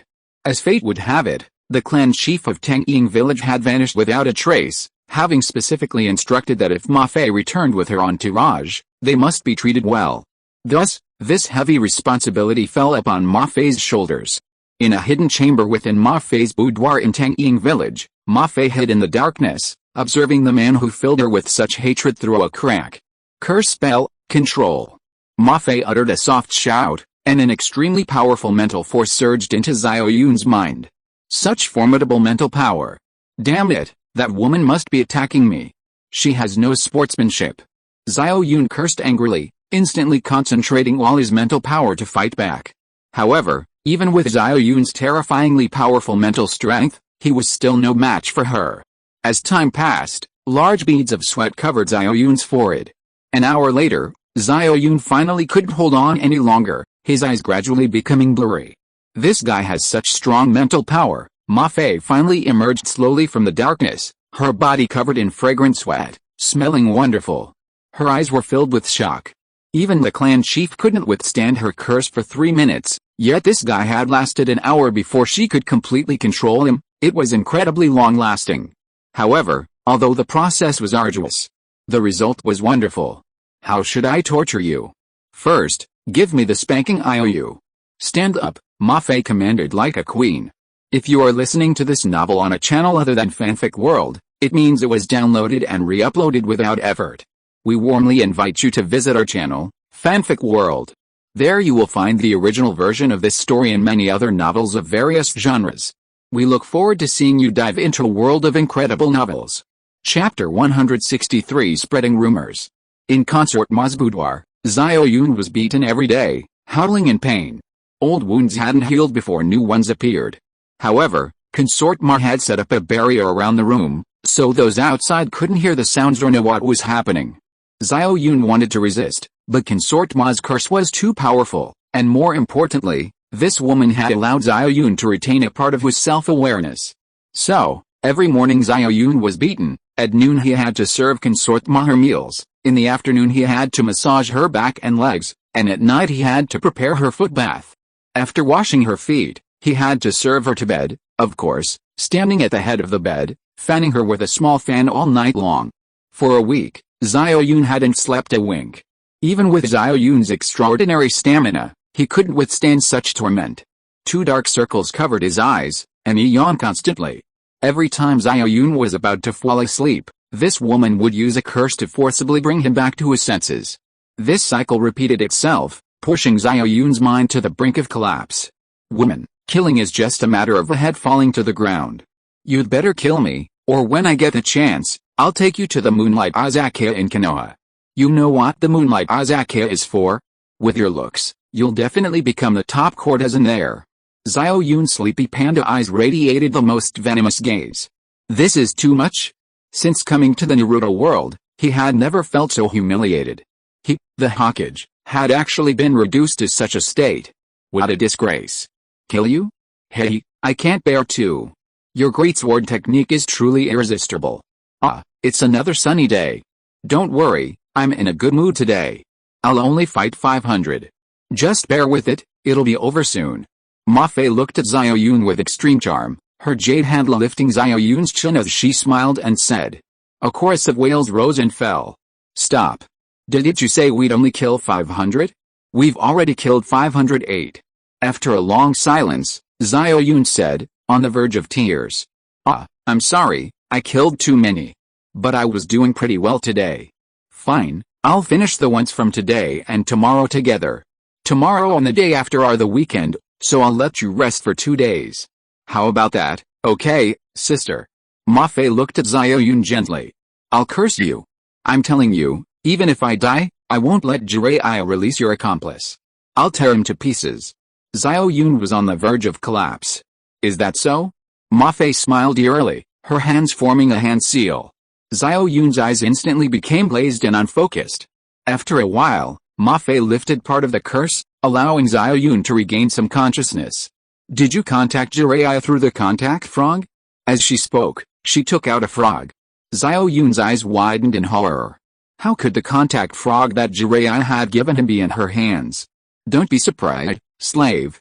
My control curse can read all your memories. I didn't expect you to become the Hokage of Konoha at such a young age. You have a bright future ahead of you. But Ma Fei's eyes suddenly sharpened, becoming as sharp as a sword. She coldly said, "What I hate most in my life is a scumbag. I was hesitant about killing you, but now I've decided. If you're not a child of prophecy, I will definitely kill you." Just now, Ma Fei read Xiao Yun's memories and saw all his memories with Tsunade, Samu, and Hyuga Hakuge. Scumbag. A complete scumbag. Time passed quickly, and a week went by in the blink of an eye. In the last 3 days, Ma Fei didn't torture Xiao Yun. Of course, it wasn't because she was merciful, but because the clan leader would be back in 3 days, and she couldn't let him see a man who might be the child of prophecy being tortured like this. Cherish your last moments. The clan leader has returned. He will prove whether you are the child of prophecy or not. If you are not, I will cut off your root of trouble, let you live a little longer, and then kill you. Ma Fei coldly looked at Xiao Yun. Xiao Yun felt a chill in his crotch, then forced himself to steady himself and said, "HMPH, if I am the child of prophecy, you'll be waiting to bear my children." At this point, fear was useless. He could only hope he was the child of prophecy. "Mom and Dad, please bless your child." Xiao Yun was taken by Ma Fei to the underground secret base in Tangying village. The base was already densely packed with people, all wearing masks and dressed identically, making it impossible to distinguish one from another. "Xiao Yun, I've long heard of your illustrious reputation. I apologize for keeping you waiting so long. Please forgive my poor hospitality." An elderly man with white hair and a mask bowed at a 90-degree angle. Looking at the old man, Xiao Yun's eyes darted around, a slight smile playing on his lips as a brilliant plan formed in his mind. Ma Fei was instantly filled with shame and indignation. "Ma Fei, don't worry, I will definitely take responsibility for you and the child. The child's name will be Xiao Mazi. Although it's a bit unpleasant, it's your choice after all. I hope you like it."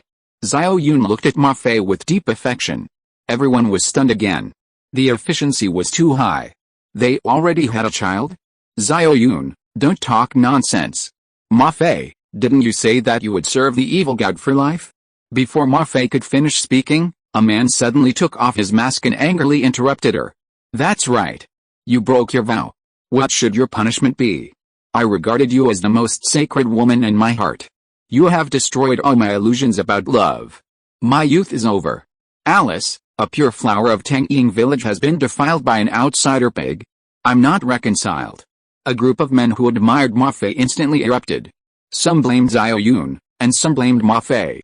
"Shut up, all of you," the clan chief roared, his eyes fixed on Xiao Yun and Ma Fei with hostility. Chapter 164 Evil God. Inside the secret underground base of Yukage village, utter silence reigned. The quiet was so profound that even breathing could be heard. The Yukage ninjas were all trembling with fear. In their minds, the clan leader rarely lost his temper, but when it did, it was a thunderous rage, capable of anything but quelling a bloodbath. Indeed, the clan leader was furious.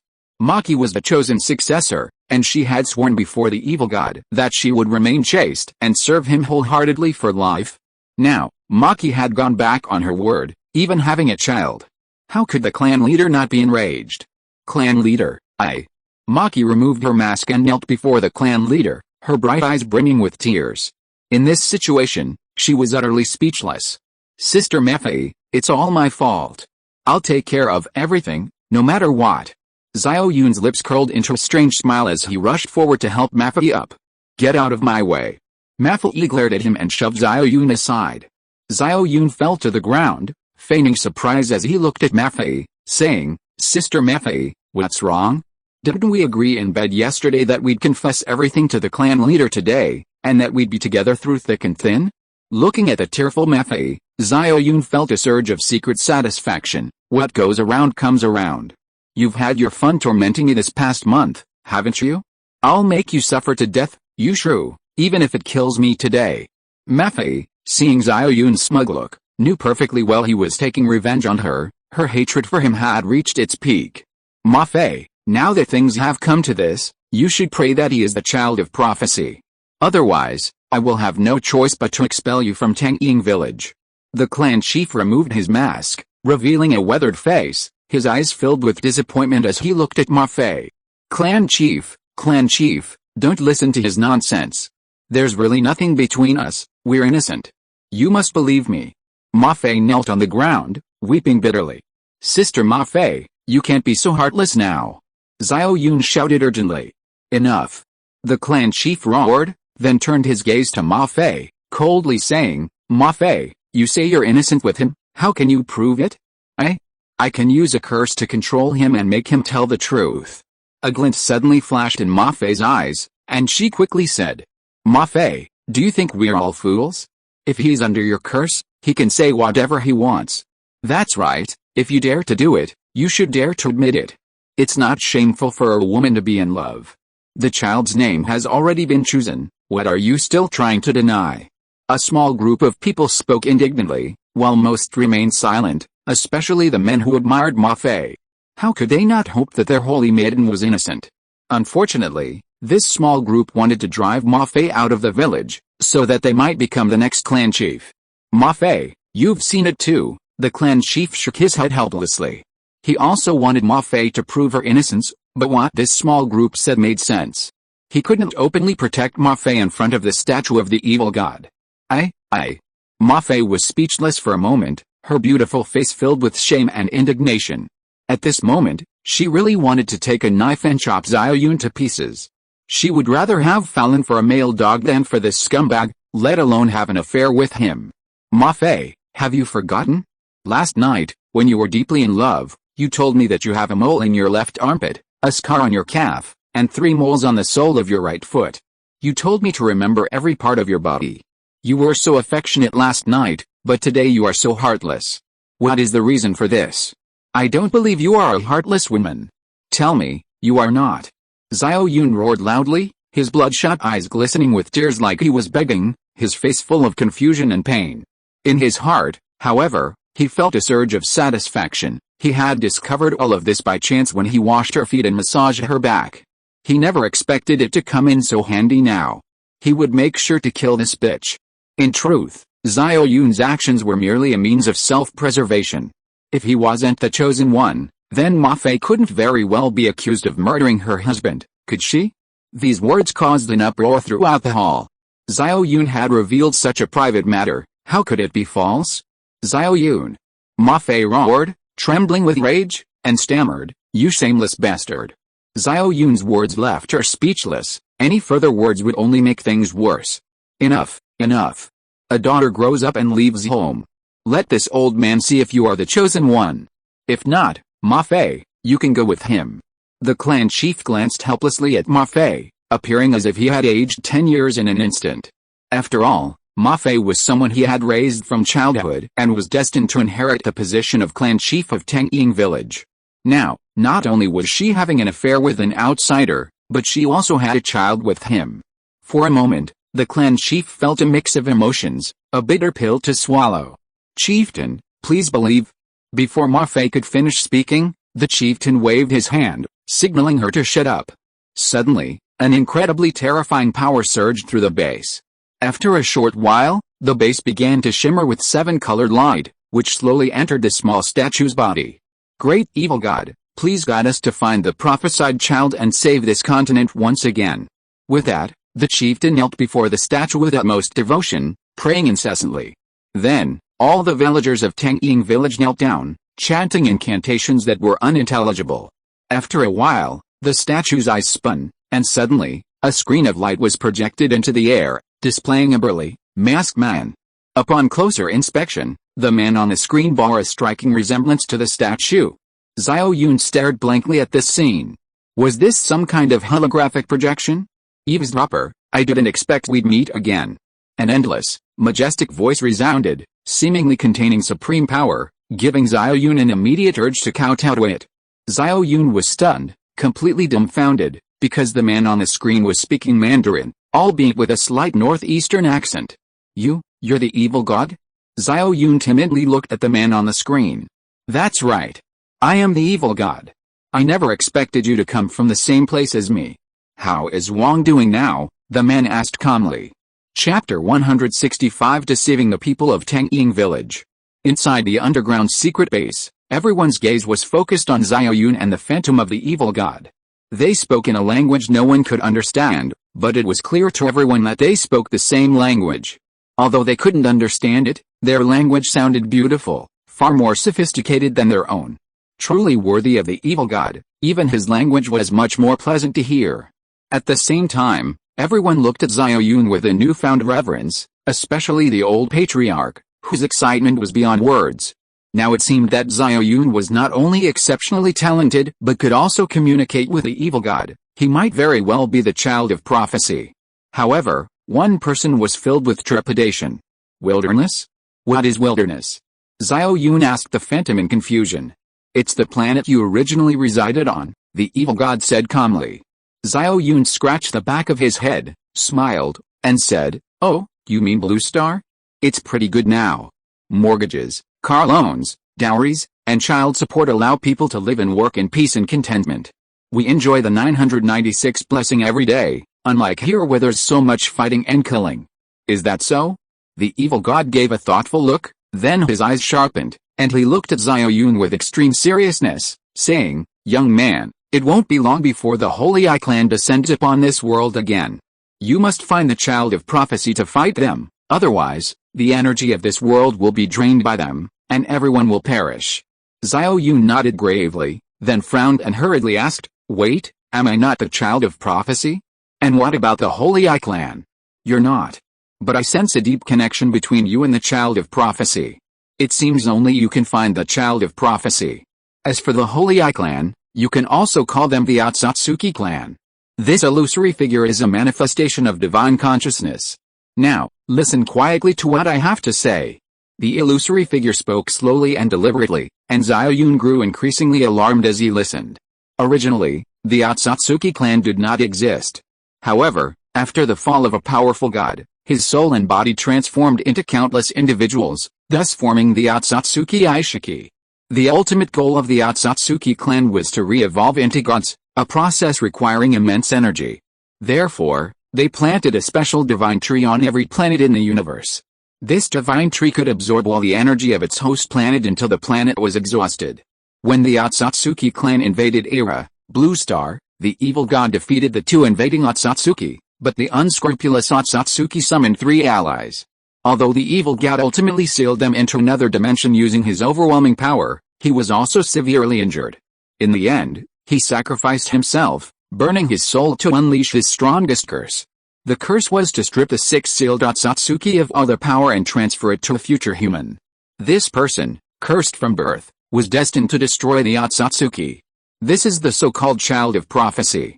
As for how to find the child of prophecy, the evil god only said that this person had a black rhombus-shaped mark on their hands, feet, and forehead since birth, which the Otsutsuki clan called karma. After saying this, the evil god's phantom turned into starlight and dissipated into the air. Before leaving, he left Xiao Yun 2 things: a golden light and a note. The golden light was the curse technique shave, which, as the name suggests, could greatly weaken the opponent's strength. However, this technique had a weakness, a very long cooldown time, only usable once every half-month. But this flaw did not detract from its overall value. If encountered by a powerful enemy, it would definitely have an unexpected effect. The words on the white paper, however, made Xiao Yun break out in a cold sweat. The contents of the paper will be explained later. With a solemn expression, Xiao Yun burned the white paper to ashes. 5th generation, what did the evil god say to you? Seeing the golden light enter Xiao Yun's body, the clan leader knew this was the evil god's approval of Xiao Yun. Moreover, the light was golden, indicating the immense power of the curse bestowed upon Xiao Yun by the god of death. Gold represented the highest level of curse magic. At this moment, the clan leader was almost certain that Xiao Yun was the child of prophecy. Upon hearing this, Xiao Yun turned his gaze to the apprehensive Ma Fei, but a slight, wicked smile appeared on his lips as he said, "I am indeed the child of prophecy." These words caused an uproar throughout the hall. Ma Fei trembled as if struck by lightning, a look of despair appearing on her beautiful face. It's over, he really is the child of prophecy. Does this mean I will forever submit to his clutches and be tormented by him? Ho ha, truly heaven has granted my favor. The clan leader laughed loudly, the gloom that had arisen from Ma Fei's broken oath instantly vanishing, his eyes returning to their usual kindness. To be honest, he didn't have high hopes for Xiao Yun. Unexpectedly, the first person Ma Fei brought back was the child of prophecy, truly a blessing from heaven. Ma Fei, well done. From today onwards, you will serve Xiao Yun. Oh, and get up quickly. You're pregnant with a child of prophecy's child, don't kneel, it's bad for the fetus. The clan leader hurriedly helped Ma Fei up. The female ninjas of Tangying village looked at Ma Fei with a shift from initial schadenfreude to envy, jealousy, and hatred. Sigh, if I'd known this was going to happen, I should have gone out to find the child of prophecy. Honestly, I wish I'd gone. Xiao Yun is not only handsome and strong, but he's also the child of prophecy, and I heard he's even the 5th Hokage. Sigh, what a good for nothing, and he's been taken by Ma Fei again. Sisters, why don't we go ask Xiao Yun if he's planning to take a concubine? We may not be as pretty as Ma Fei, but men, even if they eat abalone every day, they'll get tired of it eventually. Shinzhaoxing, I think it's a good idea. What are you two thinking? Don't forget you're both married women. Behave yourselves, behave yourselves. None of your business. Who says married women can't have children with other men? Exactly. Xiao Yun originally thought he was quite open-minded, but he didn't expect these women to be even more unrestrained than him. He couldn't help but feel a surge of pride. After all, for a man, being told by women to have his children is something to be proud of. Especially someone else's wife. Of course, Xiao Yun could only think about such things, he wouldn't actually do them. After all, while his thoughts were quite unrestrained, his body was still rather conservative. Especially after feeling the extremely unfriendly gazes from another group. Xiao Yun guessed that those gazes were most likely from the men of these women. He immediately declared to the clan leader with great conviction, "Clan leader, Ma Fei is the love of my life. I am devoted to only her. Originally, I wanted to go through the proper formalities to marry Ma Fei, but I really can't wait a moment longer. I hope the clan leader can hold a wedding for us as soon as possible." Xiao Yun's words were, of course, meant for those men to hear, to tell them that he had no interest in their wives. After all, he would need them to defeat the Otsutsuki in the future, so he didn't want to create distance from the start. "I think it's a good idea," the clan leader said, beaming from ear to ear. Ma Fei was someone he had raised since childhood, although not his biological daughter, she was more than a daughter to him. After they got married, no matter how powerful the future prophets were, they would all have to respectfully call him father. The thought that even the prophesied child chosen by the evil god would have to call him father widened the clan leader's smile. "Dream on. I'd rather die than marry a scumbag like you." Ma Fei's furious voice rang out, her eyes filled with utter disgust as she looked at Xiao Yun. Chapter 166 The Death of Sunset Glow? Everyone stared in astonishment at Ma Fei kneeling on the ground. She slowly stood up, pointed at Xiao Yun, and said with a face full of resentment, "The evil god is truly blind. He actually designated such a scumbag as the child of prophecy." "Ma Fei," the clan leader roared, looking at Ma Fei with a chilling expression, "do you know what you're saying? Clan leader, Xiao Yun is a scumbag. He doesn't even spare his own teacher or other men's wives. You want me to serve such a man? Fine. Unless he drives away all the women around him.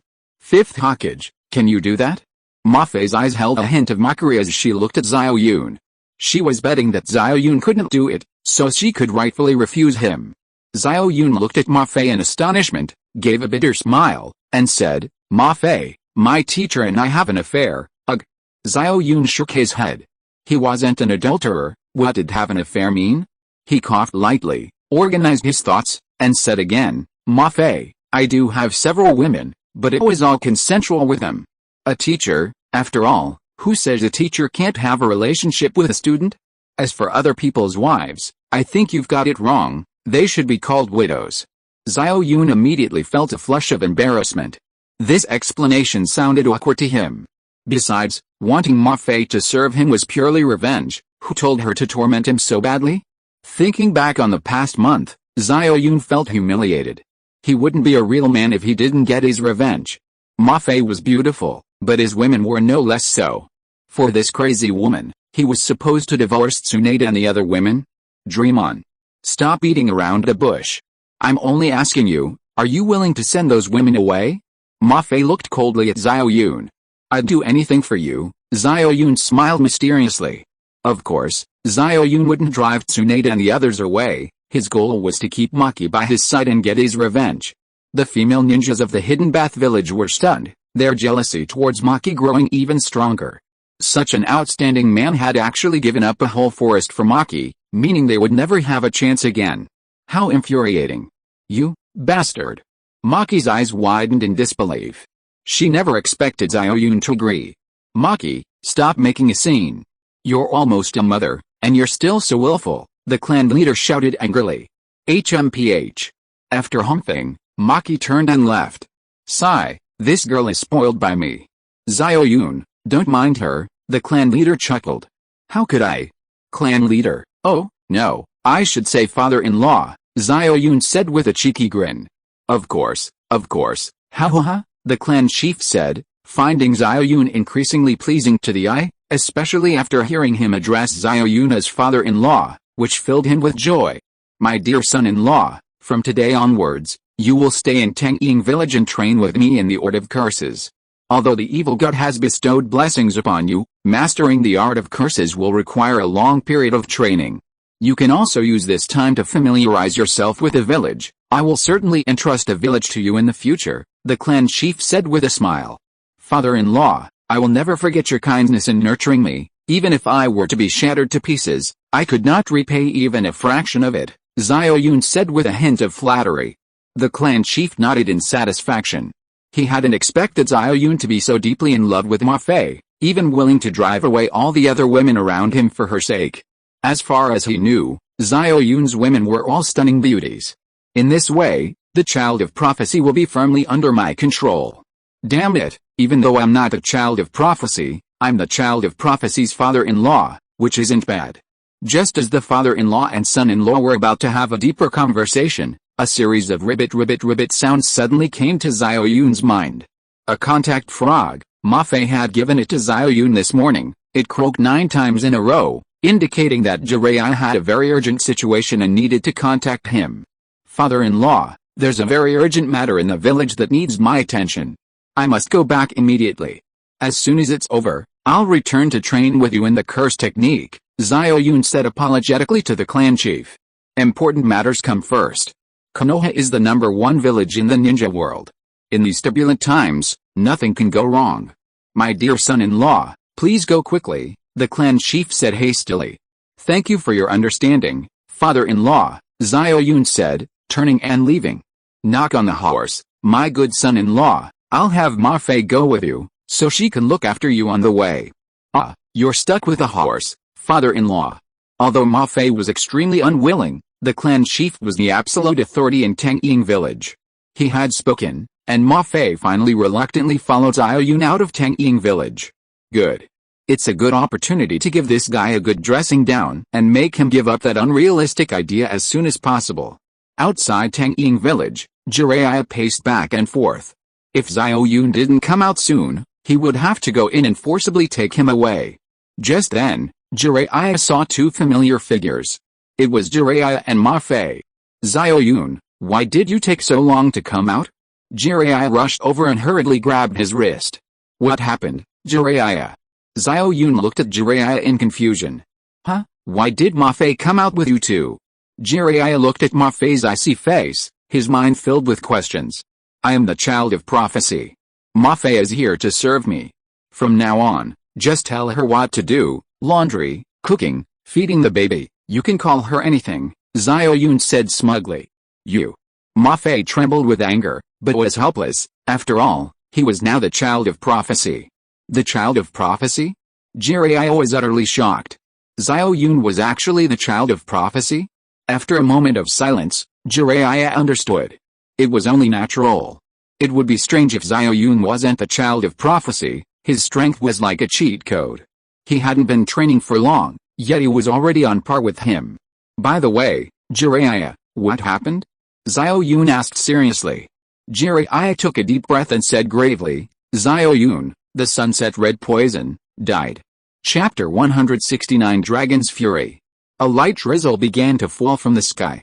Xiao Yun's previously cheeky face froze instantly. He grabbed Jiraiya's left hand, trembling as he said, What did you say?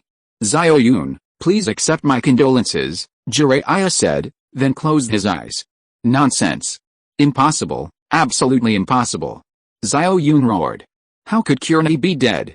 She was perfectly fine when he left Konoha, And only a month later, how could she be gone? Before he left, he had asked Tsunade, and she assured him that the poison in Kurene's body had stabilized and wouldn't flare up for at least 6 months. How could she suddenly die from the illness? Xiao Yun clenched his fists, his fingertips almost digging into his palms. He looked up at the sky, letting the rain wash over his face, recalling the moments he shared with Kurene. From the first time he met her, to training in Jinjutsu at the Kurama clan's secret base, to going to the Tsuchigumo clan together, and all those ambiguous moments. Unexpectedly, their final moment of intimacy would be their last. Xiao Yun closed his eyes tightly, his heart feeling as if it were being stabbed repeatedly. His lips twitched uncontrollably, tears mingling with the rain, streaming down his resolute face. After a long while, Xiao Yun roared, slamming his fists into the ground with tremendous force. The impact created a crater in the earth, and his fists, now transformed into dragon claws, emerged from his body, covered in golden dragon scales. The overwhelming pressure of his power drew the attention of everyone present. Orochimaru, I'll skin you alive, pull out your tendons, and stew your flesh. Xiao Yun gritted his teeth, enunciating each word with boundless rage in his eyes. His handsome, resolute face was now distorted, contorted into a terrifying grimace. Xiao Yun, he's gone. Calm down, Jiraiya said gravely, looking at Xiao Yun. Calm down my ass. Where's Sasuke? Tell him to take me to Orochimaru, I'm going to kill him. Xiao Yun roared furiously, lightning flashing and thunder roaring, his explosive aura shaking the heavens and earth. Dragons have their scales, and touching them will surely enrage them. Xiao Yun's scales were his women, anyone who harmed them, whether it was Orochimaru or the old Orochimaru, would be killed. Maki, standing nearby, was terrified. How could this guy's aura suddenly be so strong? Had he held back like she had when they fought? Jiraiya knew he couldn't stop Xiao Yun now, so he formed hand seals and summoned a toad the size of a person. The toad spat out 2 people, Sasuke and Shinin. Jiraiya walked up to them and patted their foreheads with one hand, waking them up groggily. Shinin. Maki rushed over and scooped Shinin up in her arms. The still-dazed Sasuke, not understanding what was happening, was picked up by Xiao Yun like a chick. Tell me, where's Orochimaru? Xiao Yun roared angrily at Sasuke. Sasuke stared blankly at the furious Xiao Yun, not knowing what was going on. However, the Uchiha clan was arrogant. If you yell at me, I'll tell you? What would that make me? I don't know. Sasuke said coldly. Thump. Xiao Yun punched Sasuke in the stomach. At this moment, Xiao Yun was close to madness. Although he still retained a sliver of reason, this punch still used 7 or 8/10 of his strength. PFFT. Sasuke felt as if he had been struck in the stomach by a 1,000-pound hammer. The immense force almost made him faint, and he spat out a mouthful of blood. I'll ask you one last time. This is your last chance, Xiao Yun said coldly, looking at Sasuke and pulling out a kunai to hold to Sasuke's neck. Xiao Yun, calm down. Jiraiya quickly stepped forward and pulled Xiao Yun back, then turned his gaze to Sasuke, saying, Uchiha brat, hurry up and talk. Did you want to avenge your Uchiha clan? Are you willing to die like this? Sasuke endured the pain, looking at Xiao Yun with a surge of resentment. Damn it, Xiao Yun, you're not playing by the rules. You should at least ask a few times before attacking if I don't answer. Who attacks after just one question? At least give me some face. As Hokage, you don't understand basic human decency, you idiot. However, the proud Sasuke didn't speak rashly. Wiping the blood from the corner of his mouth, he gritted his teeth and asked, word by word, Xiao Yun, why are you looking for Orochimaru? Kurenai is dead, Jiraiya said coldly. Yakuza. Considering that Kurenai was once my teacher, I can tell you Orochimaru's whereabouts. Sasuke finally found a way out for himself. In a secret base somewhere in the village of Sound and Shadow, Orochimaru's agonizing wails echoed throughout. Kabuto, Sasuke's been gone for a month. Why hasn't he returned? As soon as he comes back, begin the reincarnation ritual. Orochimaru felt he couldn't take it anymore. The intense burning sensation grew stronger each day. Even someone as strong as Orochimaru had repeatedly considered ending his own life, bidding farewell to this malevolent world. Lord Orochimaru, Sasuke is on his way back, and he's already captured those 2 from the Hidden Springs village. Please bear with it a little longer, Kabuto said respectfully. I'll bear with it, my ass. I can't take it anymore. Orochimaru's head snapped back, and he fainted from the pain. He didn't know how much time had passed before Orochimaru finally awoke. Standing before him were 4 people, Kabuto, Sasuke, and Maki and Nobunaga, bound hand and foot. It must be said, Sasuke's binding skills were truly superb, perfectly showcasing Maki's figure. Sasuke-kun, well done. Orochimaru looked at the 2 people before him, a painful smile playing on his lips. Friends from Yukage Village, I apologize for bringing you to Otakage Village in this way. My purpose is simple, tell me everything about curse techniques. Orochimaru's tone was unusually gentle, and surprisingly, his hoarse voice had a magnetic quality. This. Maki feigned fear, hesitating. Don't be afraid. As long as you reveal the secret of curse techniques, I will guarantee your safety, Orochimaru continued. As long as you lead me out of the secret base, I will reveal the secret of curse techniques, Maki said after a long pause. Out of the secret base? Orochimaru looked at the woman before him with suspicion. Yes. I can sense that your secret base is filled with all sorts of powerful barriers and mechanisms. If you go back on your word, I won't be able to escape. Where will I go to seek justice then? A sly glint flashed in Maki's eyes. In fact, all of this was arranged by Xiao Yun to lure Orochimaru out. If they're rashly barged in, Orochimaru would likely use the complex base to escape. Of course, this help wasn't free. Xiao Yun would only agree to let Mafe leave if she lured Orochimaru out.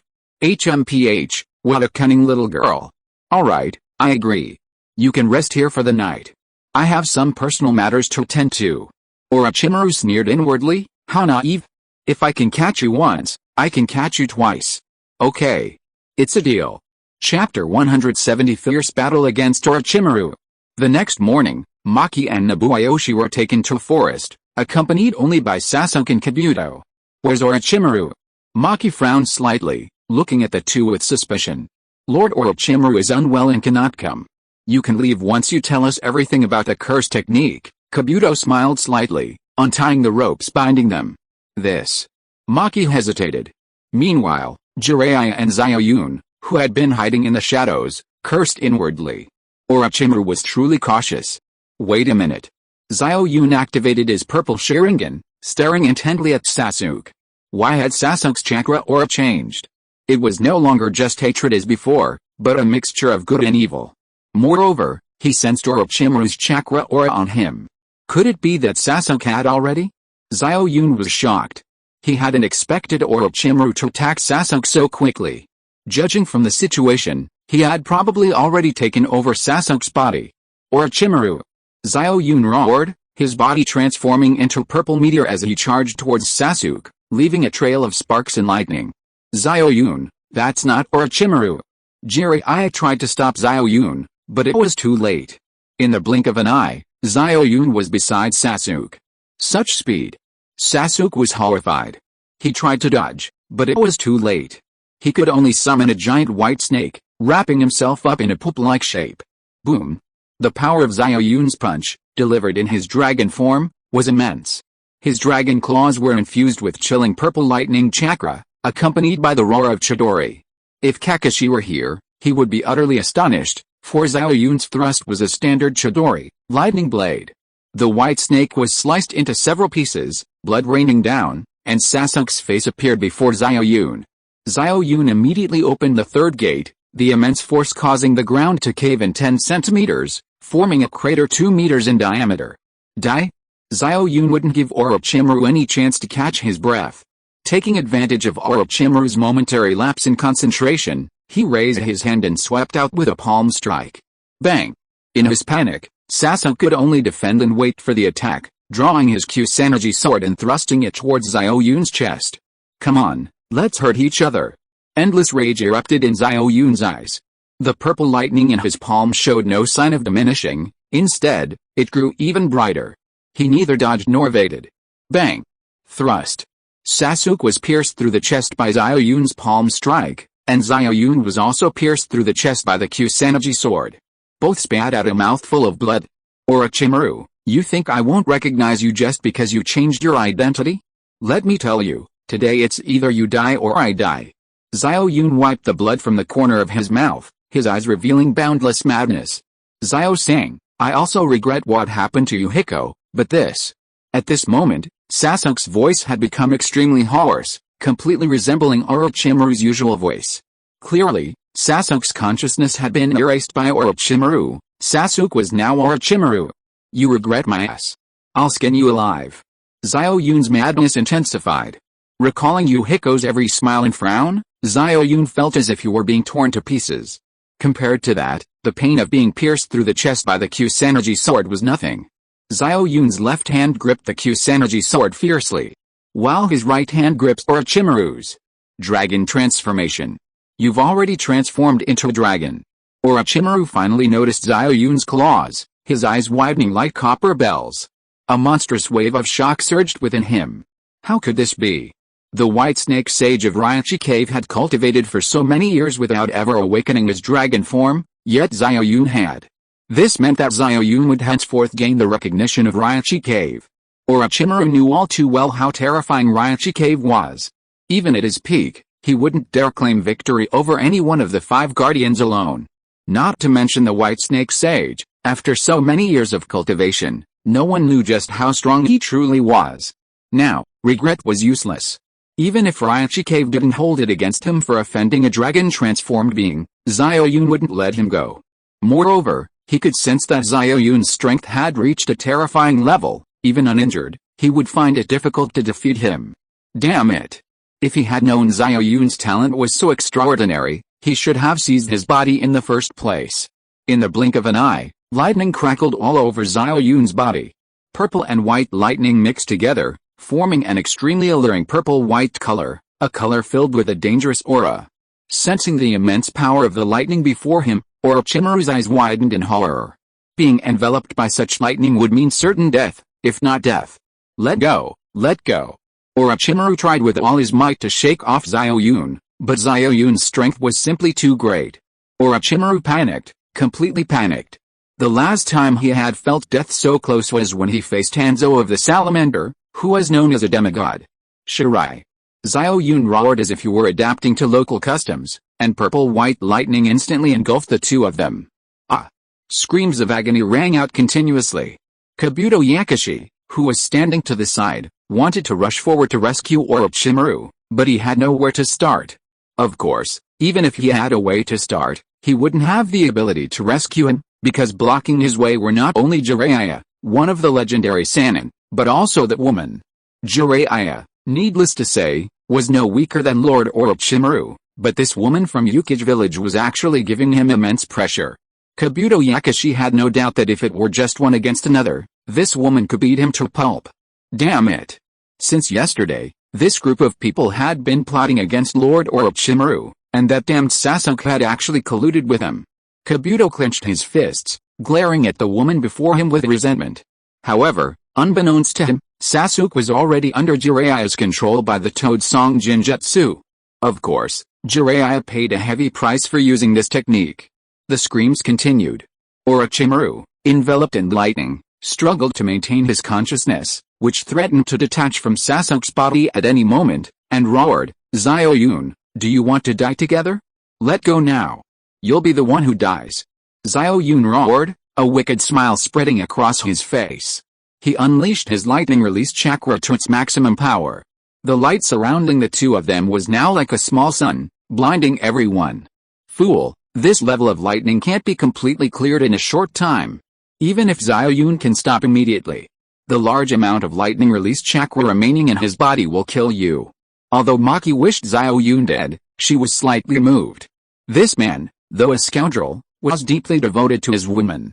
This is utterly reckless. Maki, you keep an eye on Kabuto Yakashi, I'll seal the lightning. With that, Jiraiya hurriedly took the scroll off his back and laid it flat on the ground. Chapter 169 Curse Technique, Severance, Saving Sasuke. In the forest, the purple-white lightning enveloping the two intensified, their screams echoing throughout. Not only Orochimaru, but Xiao Yun was also enduring immense pain. Orochimaru's eyes were now filled with horror. Xiao Yun was clearly aiming for mutual destruction, and the only way to survive was to abandon Sasuke's body. No. This couldn't be done. To reach the level of the Sage of Six Paths, one must possess the most perfect Sharingan. Xiao Yun, do you really want to die together with me? Orochimaru, barely maintaining his fading consciousness, roared with his last ounce of strength. Orochimaru, I'll answer you one more time, only you will die. Curse jutsu, slash. Xiao Yun shouted, abruptly releasing Orochimaru. Suddenly, an indescribable, mysterious power enveloped Xiao Yun's body. The purple-white lightning on his body flickered briefly, then vanished like a short-circuited light bulb. Jiraiya, who had just prepared the sealing scroll, was dumbfounded. Looking at Xiao Yun, he exclaimed that it was impossible.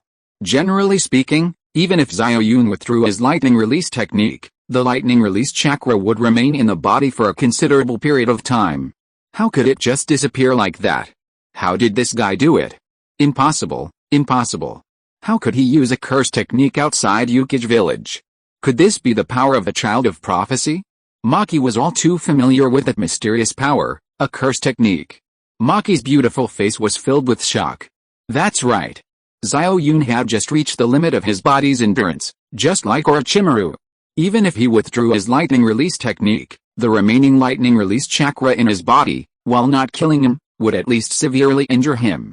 However, Xiao Yun was a man who possessed a curse technique, but he never expected that the first target of his curse would be himself. What a powerful curse technique! Xiao Yun couldn't help but sigh, his strength was only half of his peak. On the other hand, Orochimaru wasn't so lucky. Although Xiao Yun had withdrew his lightning release technique, the remaining lightning release chakra was still raging within him. HMPH, Xiao.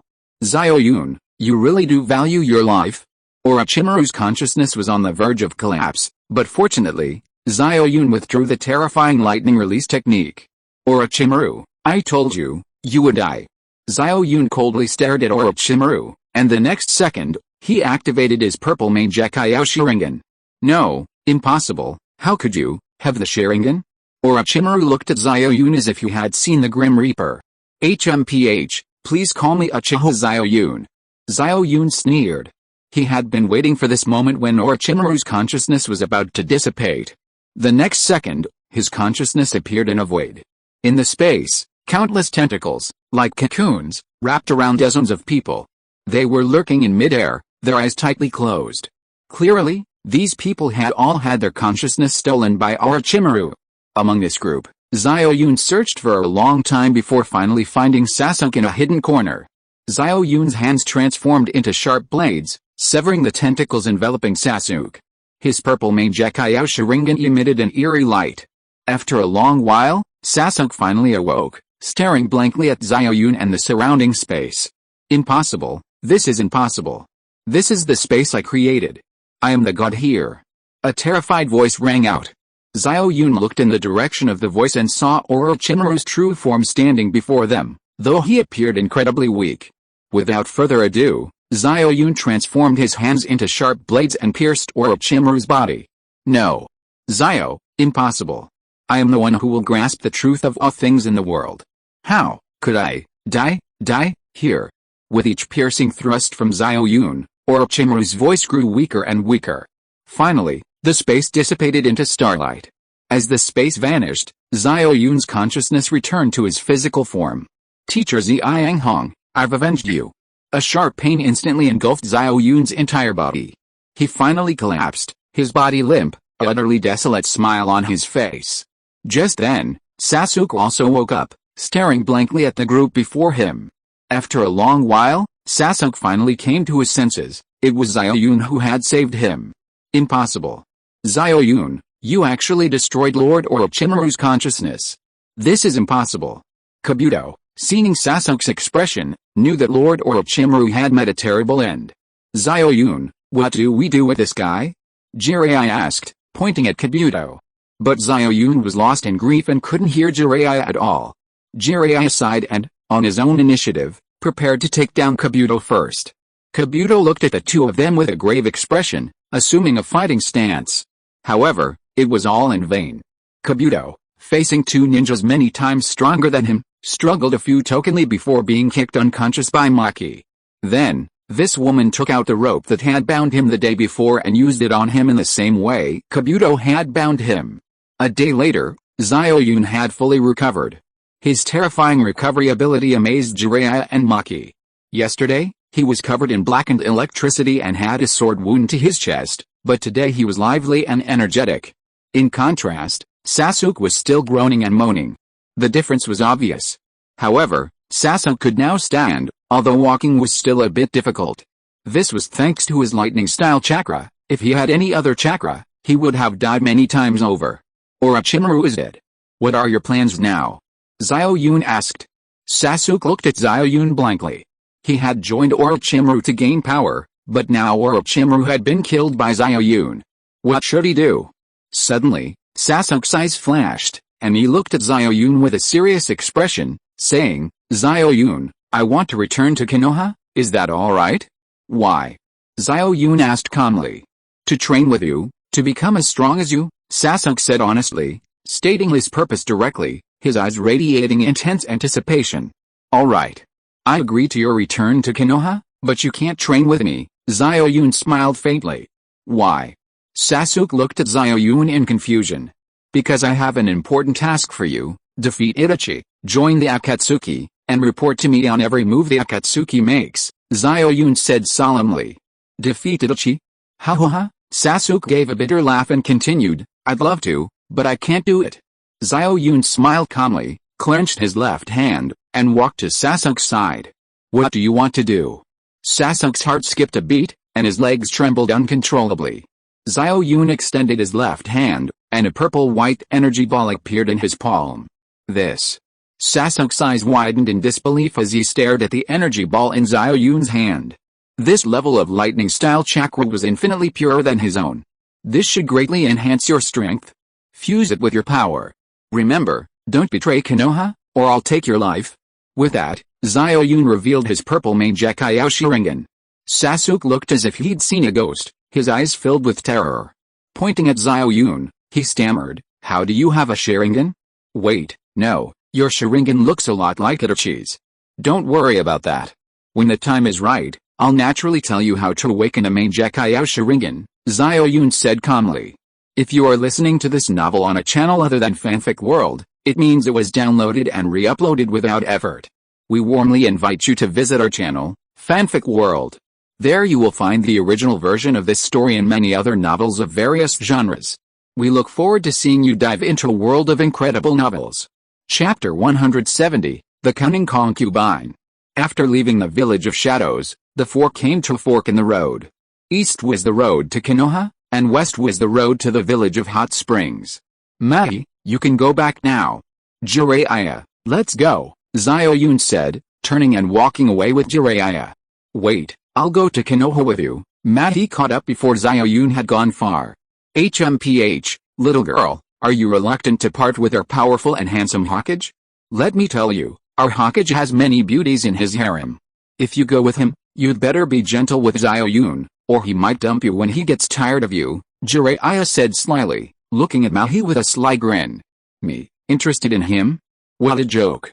Even if every male living thing in the world died, I wouldn't be interested in him, Mahi said disdainfully. Then why did you follow me? Didn't Xiao Yun promise to set you free? Jiraiya said cheekily. The evil god is blind, designating him as the child of prophecy. After we withstand this calamity, I will return to Ukage to serve the evil god for life. Oh, and I'll also raise a dog, named Xiao Yun, Mafe said irritably. Me too, Xiao Yun replied, looking at Mafe speechlessly. Oh, right, where are your accomplices? Jiraiya looked behind him, not finding Nobu Aoshi. I sent him back to report that he's safe, Mafe said. Konoha Village. A group of Ukage ninjas were confronting the Konoha ninjas led by Tsunade, and the leader of Ukage was their clan leader. Let us in.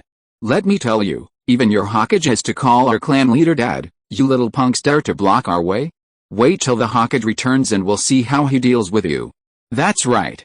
Your Hokage said that when he comes back, he'll divorce all the women around him and only marry Maki from our Ukage village. You don't know, do you? Maki is already pregnant with Xiao Yun's child. Let me tell you, according to seniority, Xiao Yun has to call me brother-in-law, brother-in-law, do you understand? Yes, Xiao Yun has to call me uncle, and me too, Xiao Yun has to call me second uncle. The clan leader smiled at Tsunade and said, You must be Tsunade. Alice, what a pity. Actually, I also advised Xiao Yun not to divorce you, but he loves Maki too much? Bullshit. Tsunade roared and punched the clan leader, the enormous force creating a crater 10 meters in diameter in the ground. Although the clan chief barely dodged, the aftershock still caused him to spit out a mouthful of blood. This woman possessed incredible strength, her power was probably no less than that of Masami. I'll beat you to death, you filthy old dog. Enraged, Tsunade unleashed another punch, this time far more powerful and faster than before. Let me tell you, I'm Xiao Yun's father-in-law, you. Clang. At the critical moment, a giant sword suddenly blocked Tsunade's iron fist, the tremendous clang making everyone's ears ring. Masami, you've finally arrived.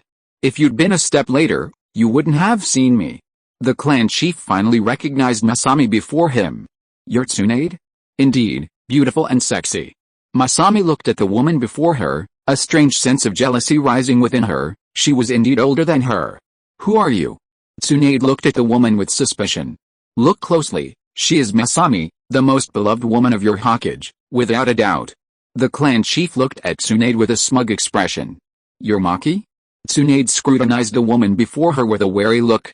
She was indeed a stunningly beautiful woman, capable of bringing ruin to a nation. Her looks and figure were on par with Tsunade's. Of course, there was one thing Maki lacked, her breasts weren't as large. That's right. Tsunade, our clan leader came to Konoha with good intentions, and you treat us like this. Humph. Maki saw the entire Yukage clan, with their families and even the statue of the evil god, and instantly understood the clan leader's meaning. What's it to you? I'm asking you, are you pregnant with Xiao Yun's child? Didn't Xiao Yun say he would drive away all the women around him? Tsunade said angrily. Tsunade, don't listen to their nonsense, Maki and I are fine. Just then, a figure rushed to Tsunade's side, it was none other than Xiao Yun. Tsunade, listen to me, this is what happened. Shut up, you tell me. Before Xiao Yun could finish speaking, Tsunade's angry roar interrupted him. Yes, Ma-Fei, you tell me, you tell me. Xiao Yun quickly turned his pleading gaze to Ma-Fei. Ma-Fei looked at the trembling Xiao Yun, a strange smile suddenly appearing on her lips. She grabbed Xiao Yun's arm and cried, Xiao Yun, you heartless bastard. You were so nice to me when you were tearing my clothes, but you turn on me the moment you pull up my pants? I have your child now, you can't just abandon me. A collective gasp filled the air. The Hokage had taken another stunning beauty, at this rate, he was going to ruin all the beauties in the ninja world. Ma-Fei, what are you doing? Xiao Yun was on the verge of tears. Shirai. Tsunade kicked Xiao Yun away with a single punch. Night. At Tsunade's residence, Xiao Yun held Tsunade tightly. Let go of me. Tsunade struggled symbolically for a moment, then stopped moving, letting Xiao Yun hold her. Tsunade, listen to me. I assure you, I have absolutely nothing to do with that Madheim. We've known each other for so long, when have I ever lied to you? Xiao Yun turned Tsunade around, looking at her seriously. HMPH, no one would believe you. She's so young, so beautiful, so full of energy. Tsunade turned her face away, a hint of jealousy filling the air. Actually, age had always been a sensitive issue for Tsunade. She was 5 years older than Xiao Yun, and whenever she saw girls younger than him, she felt a constant sense of insecurity. She was afraid that one day Xiao Yun would dislike her. In fact, Hyuga Hakuja had already told Xiao Yun Tsunade's thoughts. Looking at Tsunade's pouting lips, Xiao Yun understood her feelings perfectly. Tsunade, there's a saying in my hometown, young people don't know the value of older women, mistaking young girls for treasures. I'm no longer young, and now I only like older women, especially someone like you. Besides, I really have nothing to do with that Madheim, Xiao Yun said seriously. Are you serious? Tsunade clung to Xiao Yun like an octopus, looking at her man with a shy expression. Absolutely true. May I be struck by lightning if I'm lying? Xiao Yun stared speechlessly at the heavens, his dazed expression captivating Tsunade. Why did she love this man so much? She immediately pressed her fragrant lips to his. Chapter 171 Shikamaru's angry demeanor. Wide moonlight bathed Konoha village. Looking at the approaching, fragrant lips, Xiao Yun turned his face to the window, his expression filled with sorrow. HMPH, I knew you'd find a young, beautiful girl and now you despise me, Tsunade pouted, turning her head away, a hint of anger flashing across her beautiful face. This was the first time Xiao Yun had rejected her kiss. Tsunade, I'm not on the mood, Xiao Yun said calmly. Not in the mood? Tsunade was taken aback, then her anger intensified. Hands on her hips, she adopted a rather shrewish stance, pointing at Xiao Yun and yelling, "Fine, you fickle bastard, you've had your fun with me, haven't you? Now you have a young girl to play with, and you despise me, haven't you? You heartless bastard, all my days and nights thinking of you have been for nothing. Why, my child, your father doesn't want me anymore, what's the point of me living?" Tsunade cried out, bursting into tears. Xiao Yun was speechless for a moment. He hugged Tsunade from behind and said softly, "My dear Tsunade, the reason I'm not in a good mood is because Kurenai-sensei died. PFFT. Tsunade chuckled upon hearing this, immediately stopping her crying. She turned around and hugged Xiao Yun, wiping away her tears, and said with a laugh, "So that's why. I thought you were tired of me." As she spoke, Tsunade poked Xiao Yun's forehead. Xiao Yun looked at Tsunade in confusion. Kurenai was dead? Why did Tsunade have such an expression? Weren't they best friends? Look at you, you little rascal. It's like this.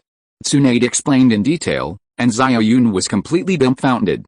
Kurenai-sensei wasn't dead? Then Orochimaru's death was for nothing? Xiao Yun looked at Tsunade in his arms, tears welling up in his eyes. Why do you look like that? Tsunade looked at Xiao Yun in confusion. To avenge Kurenai-sensei, I killed Orochimaru, Xiao Yun said speechlessly.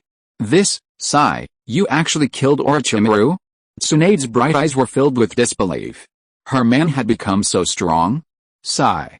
She never expected that protecting Kurenai would lead to the death of her senior brother. Thinking of the times she trained and fought alongside Orochimaru, Tsunade couldn't help but feel a pang of sorrow. Tsunade, you've made me suffer so much these past few days. No, I must take revenge. Upon learning that Kurenai was alive, the gloom that had been hanging over his heart for the past few days vanished instantly. He swept Tsunade up in his arms. Ah, what are you doing? No. Tsunade's eyes were alluring, and although she said no, her arms were tightly wrapped around Xiao Yun's neck. At dawn, the two finally stopped, embracing each other, unwilling to separate for even a moment. Looking at Xiao Yun lying in her arms, Tsunade couldn't help but feel a surge of pride. Her two treasures were indeed her child's father's favorite. Mourning.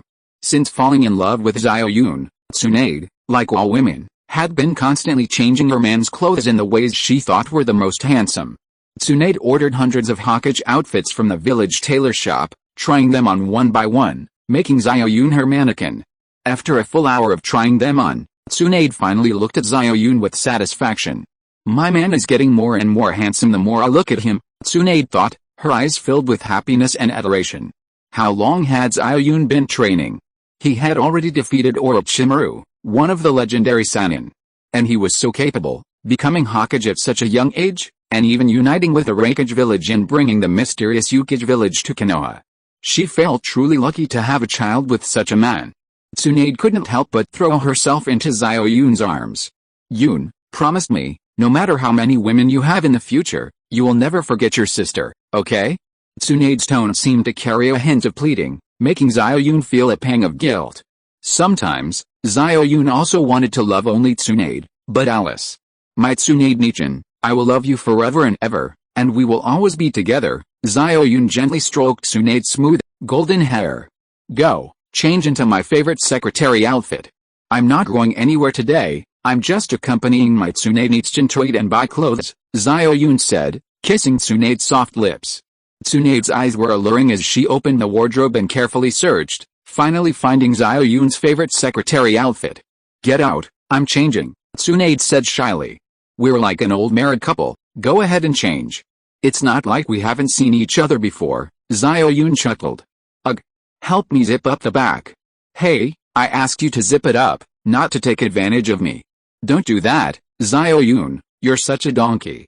Hokage's office. Oh, this is my son-in-law's Hokage seat. Let me sit down and take a look.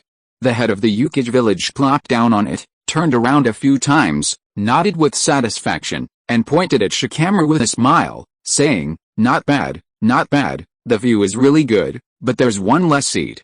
Hey you, go arrange another seat here. From now on, the Hokage's wife will sit next to him and assist him with his work. Shikamaru suppressed his anger. This bastard Hokage of ours, It's one thing to mess around with the women outside, but how did he manage to recruit such a bunch of people to Konoha? As an excellent Hokage secretary, Shikamaru forced a smile and said, "Chief of Yukage Village, the Hokage's office is in private property. Even the Hokage can't arrange a seat for his wife here." "Oh, then how about this? We'll work it out. You resign as secretary, and my Maki will be his secretary. How about that? You can come to Yukage Village and be my secretary. I think you're quite clever." The chief smiled at Shikamaru. "Thank you for your kind offer, Chief. This position of Hokage secretary was personally appointed by the daimyo. I have no right to resign. Besides, even if I did resign, the Hokage's secretary wouldn't be a woman."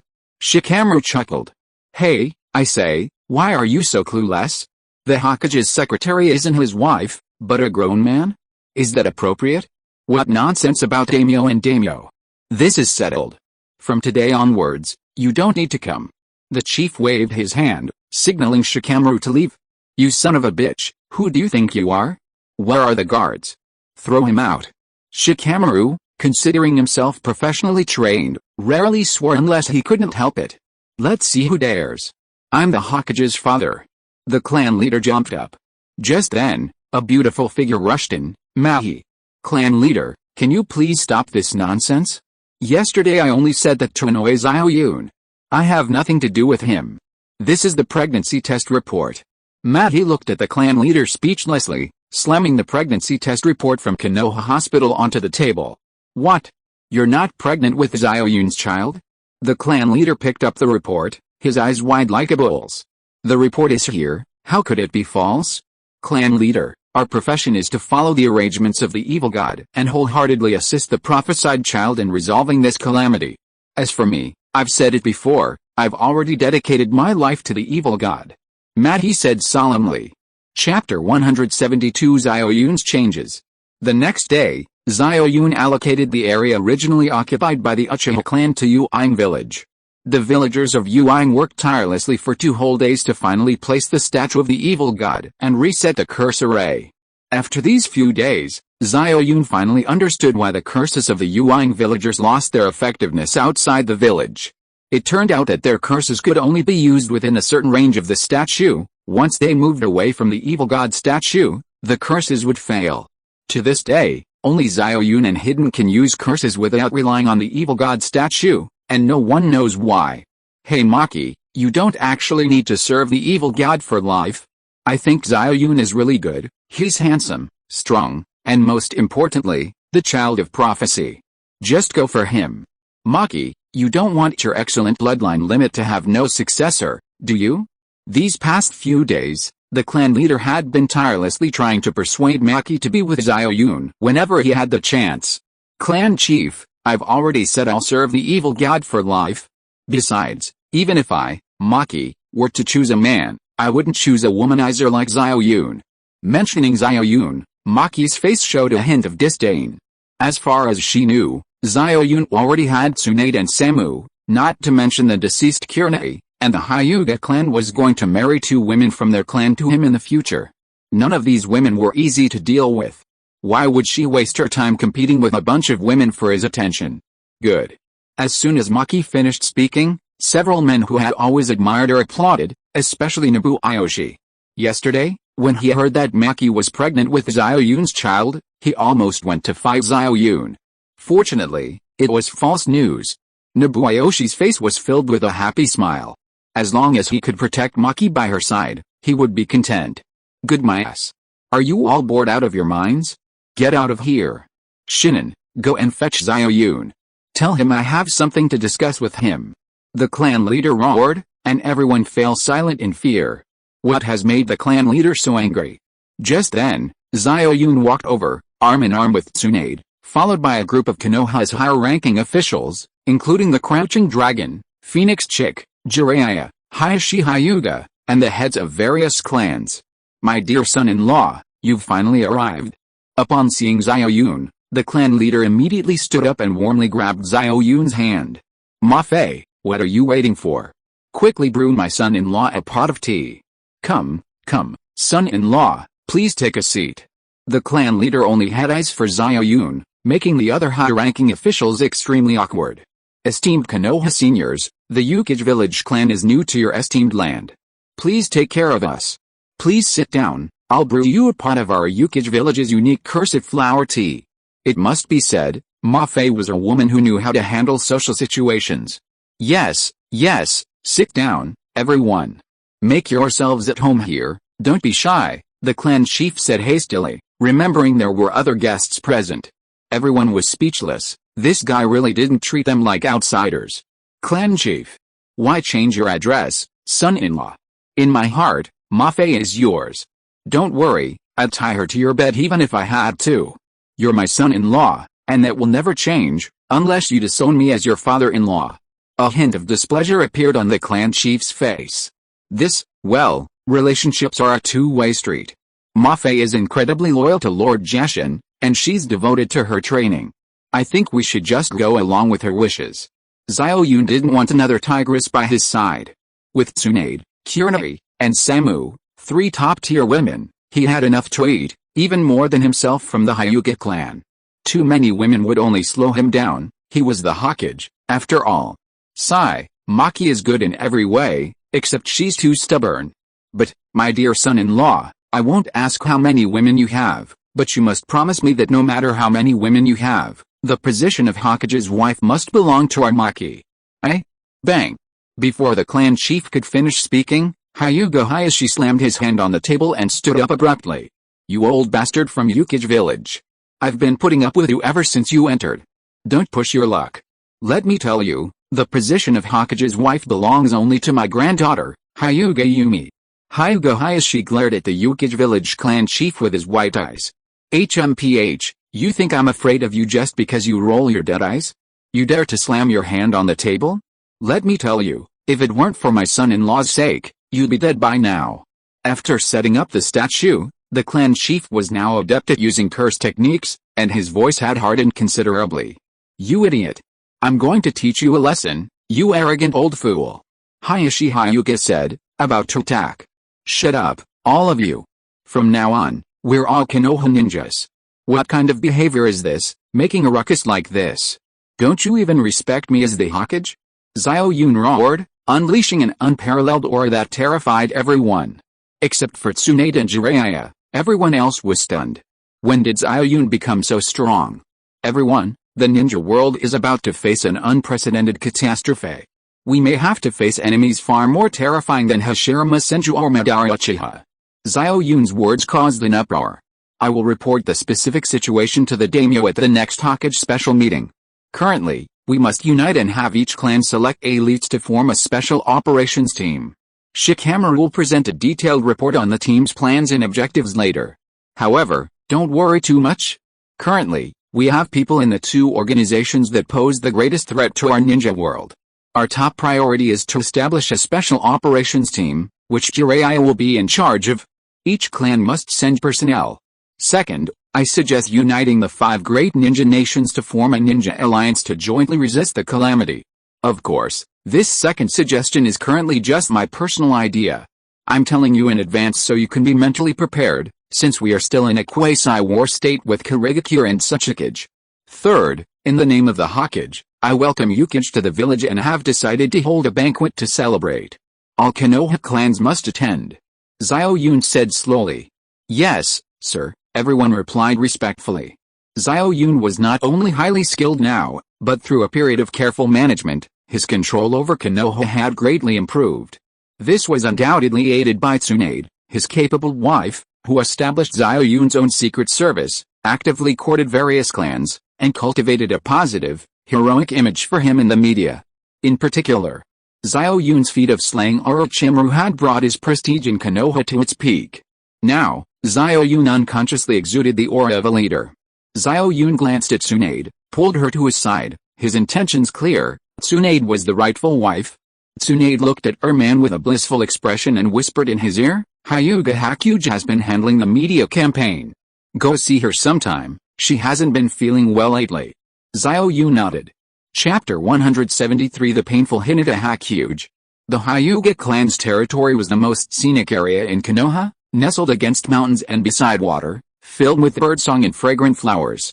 Although Xiao Yun was the Hokage, He rarely visited the Hyuga clan, which he felt somewhat ashamed of, given the clan's strong support for him.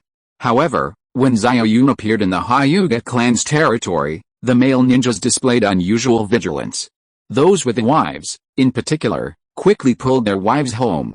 Xiao Yun gave a wry smile. That damned Hyuga Hayashi, who had previously boasted about giving him all the women of the Hyuga clan to breed with, had made everyone hostile towards him. However, a clear conscience fears no accusation. He wasn't Xiao, and he had his principles. A short while later, Xiao Yun arrived at Hyuga Haku's residence.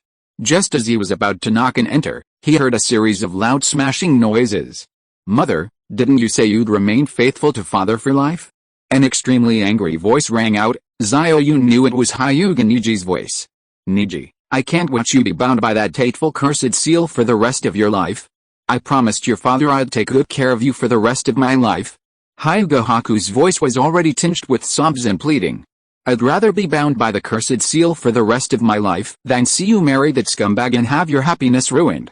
Hyuga Niji roared frantically, his voice revealing his grotesque expression. Xiao Yun frowned upon hearing this. This Niji was truly outspoken, daring to insult the Hokage. He needed to find an opportunity to teach him a lesson. In fact, this wasn't the first time Hyuga Niji had insulted Xiao Yun. Previously, to stabilize Konoha, Xiao Yun hadn't wanted to argue with him too much. Now, to completely control Konoha and resist the calamity, he needed to establish his absolute authority. Some things couldn't be allowed to be said casually anymore. Xiao Yun understood the principle that 3 men can make a tiger, and many voices can melt metal. "Niji, calm down, listen to me. The Hokage isn't the kind of person you think he is. He's devoted himself to Konoha, and he's risked his life many times to gain power. He's great, you can't insult the Hokage." "Enough." Hyuga Hakuge was interrupted rudely by Hyuga Niji before she could finish speaking. "I think you've already forgotten father. All you see now is that bastard, isn't it? By the way, where's father's portrait?" "Ha, Hyuga Hakuge, are you afraid that you'll feel awkward having a night with that bastard in front of father's portrait, so you put it away? Huh? What's this? Baby clothes, baby hat, and baby shoes? Are you pregnant with that bastard's child? Ah, you even have Tsunade's clothes. You and Xiao Yun are really promiscuous. Hyuga Hakuge, you fickle, shameless woman." Rip rip, the sound of clothes being torn came from inside the room. "Niji, you're Maida." Hyuga Beiji rushed forward, trying to snatch the clothes she had prepared for the baby from Niji's hands. Bang! Stop! Just then, Xiao Yun kicked the door open. The two were stunned, neither expecting Xiao Yun to be there. Slap! Xiao Yun raised his hand and slapped Niji across the face, the speed so fast that Niji had no chance to defend himself. Niji screamed and fell to the ground with a thud, his pale face instantly swelling up, staring at Xiao Yun in terror. How could this guy be so fast? His Byakugan could only catch a fleeting afterimage. "Hyuga Niji, you dare insult Tsunade? If it weren't for Beiji's sake, I would have kicked your balls off." Xiao Yun coldly stared at Niji. "Niji, are you alright?" Hyuga Beiji rushed over, her heart aching. "Get away, don't pretend." Hyuga Niji shoved her aside and frantically ran into the room, rummaging through drawers and cabinets. He finally found his father's portrait, pulled out a green pen, and drew a green hat on it, laughing maniacally. "Father, do you like the green hat your wife put on you? Niji, you're telling me to die. You." Hyuga Hakuji was so enraged that blood trickled from the corner of her mouth, and she suddenly fainted.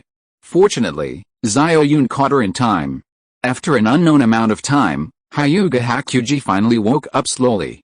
She was now sleeping in an unfamiliar bed. "Where am I?" Hyuga Hakuji's voice was very weak. "This is Teacher Yuhiko's room. You can stay here for now." Xiao Yun's eyes were full of apology. It was all because of him that Hyuga Hakuji and Hyuga Niji had almost become enemies. "Rest well here. The medical ninja has already examined you. You have a sudden onset of internal heat and need to rest. Here, drink your medicine first." With that, Xiao Yun brought over a bowl of dark, murky soup and handed it to Hyuga Beiji. "Thank you, Hokage-sama." Hyuga Beiji picked up the soup, took a sip, but then seemed to remember something and abruptly put it down on the table. "Ah, I can't drink medicine, it's bad for the baby, Hyuga Beiji stopped mid-sentence, Her fair face flushed red, which startled Xiao Yun. What a beautiful woman. Wait, why did she say it's bad for the baby? Could she be pregnant? Sensing Xiao Yun's questioning gaze, Hyuga Hakuji hurriedly said, what I mean is, I still need to take care of Tsunade-chan. This medicine smells too strong, it won't be good for the baby in Tsunade's belly if I drink it. Oh, is that so? Don't worry, you can stay here and rest during this time. I'll take care of Tsunade. If you need anything, just let me know. Xiao Yun smiled slightly, then turned to leave. Hyuga Hakuji watched Xiao Yun's retreating figure with complicated emotions, wanting to say something but ultimately remaining silent. When Xiao Yun reached the door, she finally couldn't help but call out, Hokage-sama. What is it? Xiao Yun asked. I'm scared being here alone. Can you come see me often?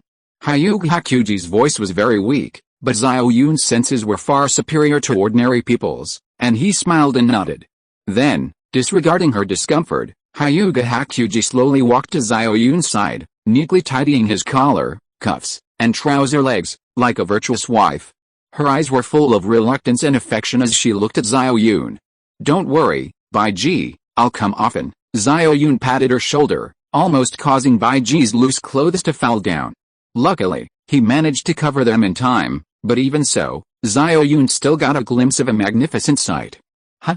That mole on Baiji's chest, it looks so familiar. A sudden thought flashed through Xiao Yun's mind. Watching Xiao Yun's departing figure, two streams of tears flowed down Baiji's face. Xiao Yun, I'm sorry, I can't tell you I'm pregnant with your child. I promised Niji's father I would protect Niji for life. But don't worry, I will give birth to our child and raise him to adulthood. Just as Xiao Yun left Baiji, he saw Might Guy and Kakashi, whom he hadn't seen in a long time, rushing towards him in a panic. It's extremely urgent, Hokage-sama. The Four Tails, Son Goku, has been captured by the Akatsuki. Might Guy immediately knelt on one knee upon seeing Xiao Yun. That's right, it was Uchiha Itachi and Kisame who captured the Four Tails, Kakashi added. Chapter 174 Four-tailed Beasts Captured. In the Hokage's office, Konoha's higher-ranking officials gathered, divided on whether or not to rescue the Four Tails. One faction, led by Jiraiya and Tsunade, argued that Konoha already possessed 5 Jinchuriki, and even if the Akatsuki captured the remaining 4, they couldn't summon the Gato Mazo. Therefore, there was no need to completely break ties with the Akatsuki at this time. Furthermore, although Konoha had absorbed many ninjas from other countries during this period of quiet development, making them stronger than during the Third Hokage's era, they still needed to further consolidate their forces to cope with a greater crisis to come. The Anbu, led by Jiraiya and Tsunade, believed that the Four Tails must be rescued, because in the near future, they might need to use the power of the Gato Mazo to summon the 10 Tails to deal with the impending catastrophe of the ninja world. Xiao Yun, a cigarette dangling from his lips, watched the arguing crowd with a serious expression. As Hokage, he had to carefully consider and make the decision that best served the immediate interests of the party. Lord Hokage, what do you think? Midakato Hamura, his face flushed from arguing, finally stopped, downed his water in one gulp, and then turned his gaze to Xiao Yun. Xiao Yun didn't answer. Frankly, both sides had valid points. The Four Tails had undoubtedly been taken to Akatsuki's lair. Rescuing it now would inevitably lead to complete confrontation with Akatsuki. While Konoha's current strength was enough to directly confront Akatsuki, a mutually destructive outcome was likely. However, if they didn't rescue it now, they would be hampered by Akatsuki in the future, hindering their plans to fight the Otsutsuki. The best solution, of course, was to unite with Akatsuki, first destroy Kara, and then find a way to acquire the Otsutsuki clan's power, using their strengths to defeat them. But the key issue is that, given the information he currently possessed, the two key figures in Akatsuki, Pain and Obito Uchiha, wouldn't believe his information about the Otsutsuki clan. Speaking rashly might backfire. For a moment, Xiao Yun hesitated. That damned Akatsuki. They're just ruining our chance to save the world, causing nothing but chaos. Suddenly, a glint flashed in Xiao Yun's eyes. He suddenly remembered something. Why did the Akatsuki collect the tailed beasts in the first place? Wasn't it to plant the divine tree, then use it to activate the infinite Tsukuyomi world recorded on the Uchiha stone tablet, creating an ideal world without conflict? And the stone tablet left by the Sage of Six Paths had been altered by Black Zetsu. If Black Zetsu could alter it, why couldn't I? Everyone, I've made up my mind. Xiao Yun paused, then said, my intention. Upon hearing this, everyone immediately stood up. First, we won't go to rescue the Four Tails. I have my own plans. Second, spread the word that the Uchiha clan's stone tablet discovered a sage of 6 paths. Last words. As for the content of those words, I'll give it to you later. Xiao Yun smiled mysteriously. The meeting adjourned, and Xiao Yun led Kakashi to the Uchiha clan, now the fiefdom of Yukage village. However, they no longer called themselves the Yukage clan, but the Xiao clan, making Xiao Yun feel rather embarrassed. My dear son-in-law, what brings you here today? Come, let's have a couple of drinks tonight. One-eyed guy, you don't need to come along. My son-in-law and I have something important to discuss. The clan chief, as always, had Xiao Yun on his mind. Even though Kakashi was extremely well-mannered, he almost couldn't resist beating the old man, but he held back for Xiao Yun's sake. Of course, the main reason was that he couldn't beat him. His Sharingan had sensed a mysterious power since entering this place, a power that made his heart tremble. Clan, oh, father-in-law, actually, I have something very important to discuss with you today, Xiao Yun said with a smile. What's there to discuss? Just say what's on your mind, don't be so polite with me. The clan chief patted Xiao Yun on the shoulder. In Rain Shadow Village, 2 men dressed in black robes shrouded in flames appeared at the village entrance. One of them, a tall, strangely looking man, carried a large sword on his shoulder, with a blood-soaked, red-haired old man impaled on it. The old man groaned intermittently, his face contorted in pain, blood dripping continuously into the rain, making a hissing sound as it vaporized. Kisame, you shouldn't treat an old man like this, Itachi Uchiha said coldly, a hint of pity and reluctance appearing in his icy Sharingan eyes. Oh dear, it's unbelievable. You, who are so ruthless as to slaughter your entire clan, actually have compassion. How ironic, Kisame Hoshigaki sneered. Itachi glanced at the old man indifferently, remaining silent. Finally, the two stopped in a cave, and Kisame Hoshigaki threw down the Four Tails. Just then, a flash of light appeared in the cave, and several figures emerged. Well done, Itachi, Kisame, Pain, the leader, said with satisfaction. What a pity. The 2 tails, 6 tails, 8 tails, and 9 tails are all gone. It's over. Our grand plan is ruined. My esteemed seniors, wow, the grand plan I've been hoping for. Toby, wearing a yellow one-eyed mask, suddenly collapsed to the ground, sobbing. What are you wailing about? Shut up. If you yell again, I'll blow you up. Deidara roared, startling Toby into jumping up. Everyone, don't waste time. Let's seal the Four Tails immediately. Yes, everyone replied in unison. They simultaneously formed hand seals, and 8 red chakra chains appeared behind them, reaching towards the Four Tails. The chains pierced the Four Tails' body, lifting it into the air. At that moment, the cave suddenly shook violently, and a gigantic stone monster appeared within. The Four Tails chakra was continuously transferred into the stone statue through the chains. Finally, the Four Tails was completely drained and fell to the ground with a thud. At this moment, the Four Tails Jinchuriki was like a dried-up corpse, utterly dead. Everyone, we've only captured one tailed beast.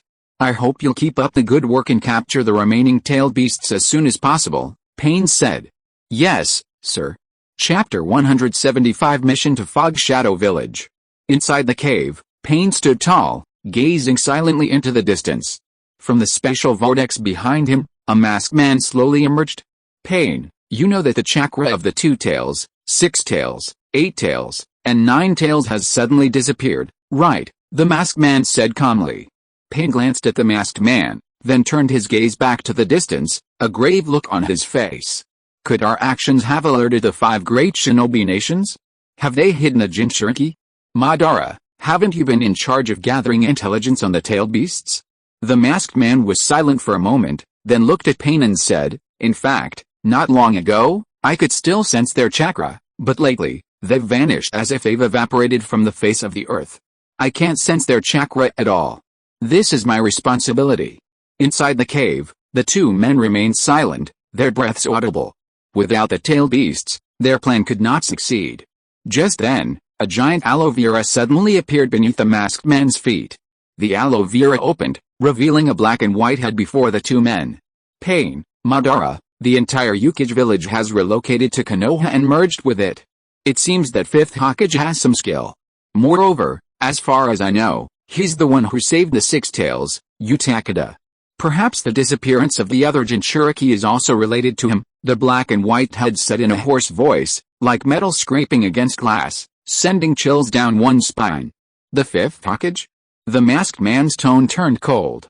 He had suffered a great loss at his hands, and he hadn't expected this guy's growth rate to be so fast.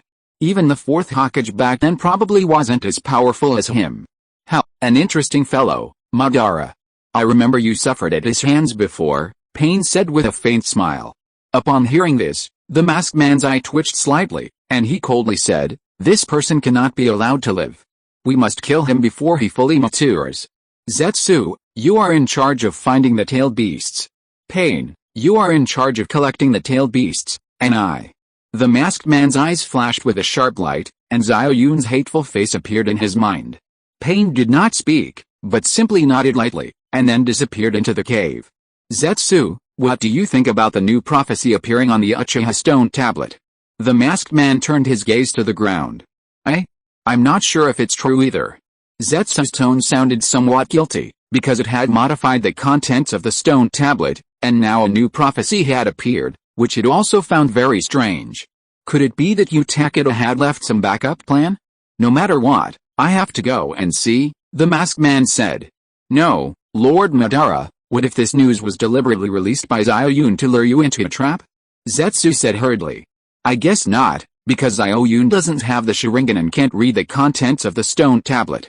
But I'm afraid the Sage of Six Paths might have left some hidden tricks that Xiao Yun has figured out, which would be troublesome. Besides, with his current strength, he's no match for me. The masked man's tone was full of solemnity. Originally, as long as he captured the 9-tailed beasts, summoned the divine tree, and released the infinite Tsukuyomi, he could create a peaceful world without war. He never expected so many complications to arise. Alright, since you want to go, I won't stop you. Be careful. After saying that, the aloe vera's 2 shells closed again and slowly disappeared into the ground. Mist Shadow Village. For 360 out of 365 days a year, there is a thick fog, and for 5 days, there is an exceptionally thick fog. But there is no fog in the village's activity area because the village is filled with special magic arrays that dispel the fog. Lord Mizukage, a Konoha envoy requests an audience outside the village gate. Mizukage Madarumi was holding a picture book of handsome men from the village, carefully selecting a suitable marriage partner, but after looking for a long time, none of them suited her taste. Just as Madarumi was getting annoyed, the voice at the door rang out, making her even more irritated. Konoha. What are these Konoha bastards doing in Arkarigakure? I won't see them. Madarumi said irritably. Fortunately, although Karigakure wasn't allied with Tsuchikage, they had a tacit understanding on dealing with Konoha. Meeting with Konoha ninja now would definitely have a negative impact on Tsuchikage if word got back to him. Lord Mizukage, I think we should meet with a Konoha envoy. I heard that Konoha has recovered its strength to pre-war levels in just 1 year. That Xiao Yun is not to be underestimated.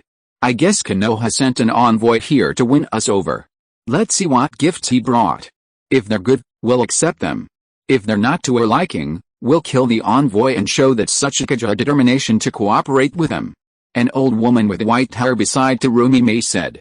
Terumi glanced at the old woman beside her, pondered for a moment, then nodded and said, take him to the inn to rest. Bring him to see me tomorrow morning. Inside the inn, Xiao Yun, why did you come to Karigakure in person? Tsunade lay in Xiao Yun's arms, her golden hair teasing his lips. I have to get Madarumi to agree to let the 3 tails Jinchuriki be placed on Mount Myaboku. If I don't come in person, she probably won't see my sincerity. By the way, Tsunade, why did you insist on coming with me? Xiao Yun looked at the beauty in his arms with a puzzled expression. Can I not come with you? You go out and bring back a woman. Do you know what Konoha is calling you behind your back? Stealth Hokage. Tsunade glared at Xiao Yun, giving him a flurry of playful punches. Stealth Hokage? Xiao Yun chuckled. Let me tell you, this Madarumi is incredibly seductive, and she even knows a special seductive ninjutsu. I was just worried she'd devour you, so I came along. Tsunade rolled her eyes at Xiao Yun. You stingy brat. Does your man only allow you to eat alone? Can't you share some with everyone? Sharing is caring, understand? Go to hell. Come on, have a couple of sips. Get lost, that's the child's food supply. Ah, Xiao Yun, ha ha ha. Because he was afraid Tsunade would make too much noise, Xiao Yun had to use wood release to create a small wood sphere to envelop the two of them. The sphere rolled around in the room, keeping them awake all night. In the morning, the two emerged from the wood sphere. Tsunade, her eyes filled with seductive allure, embraced Xiao Yun. Yun, after things are over in the ninja world, will you take me back to your hometown?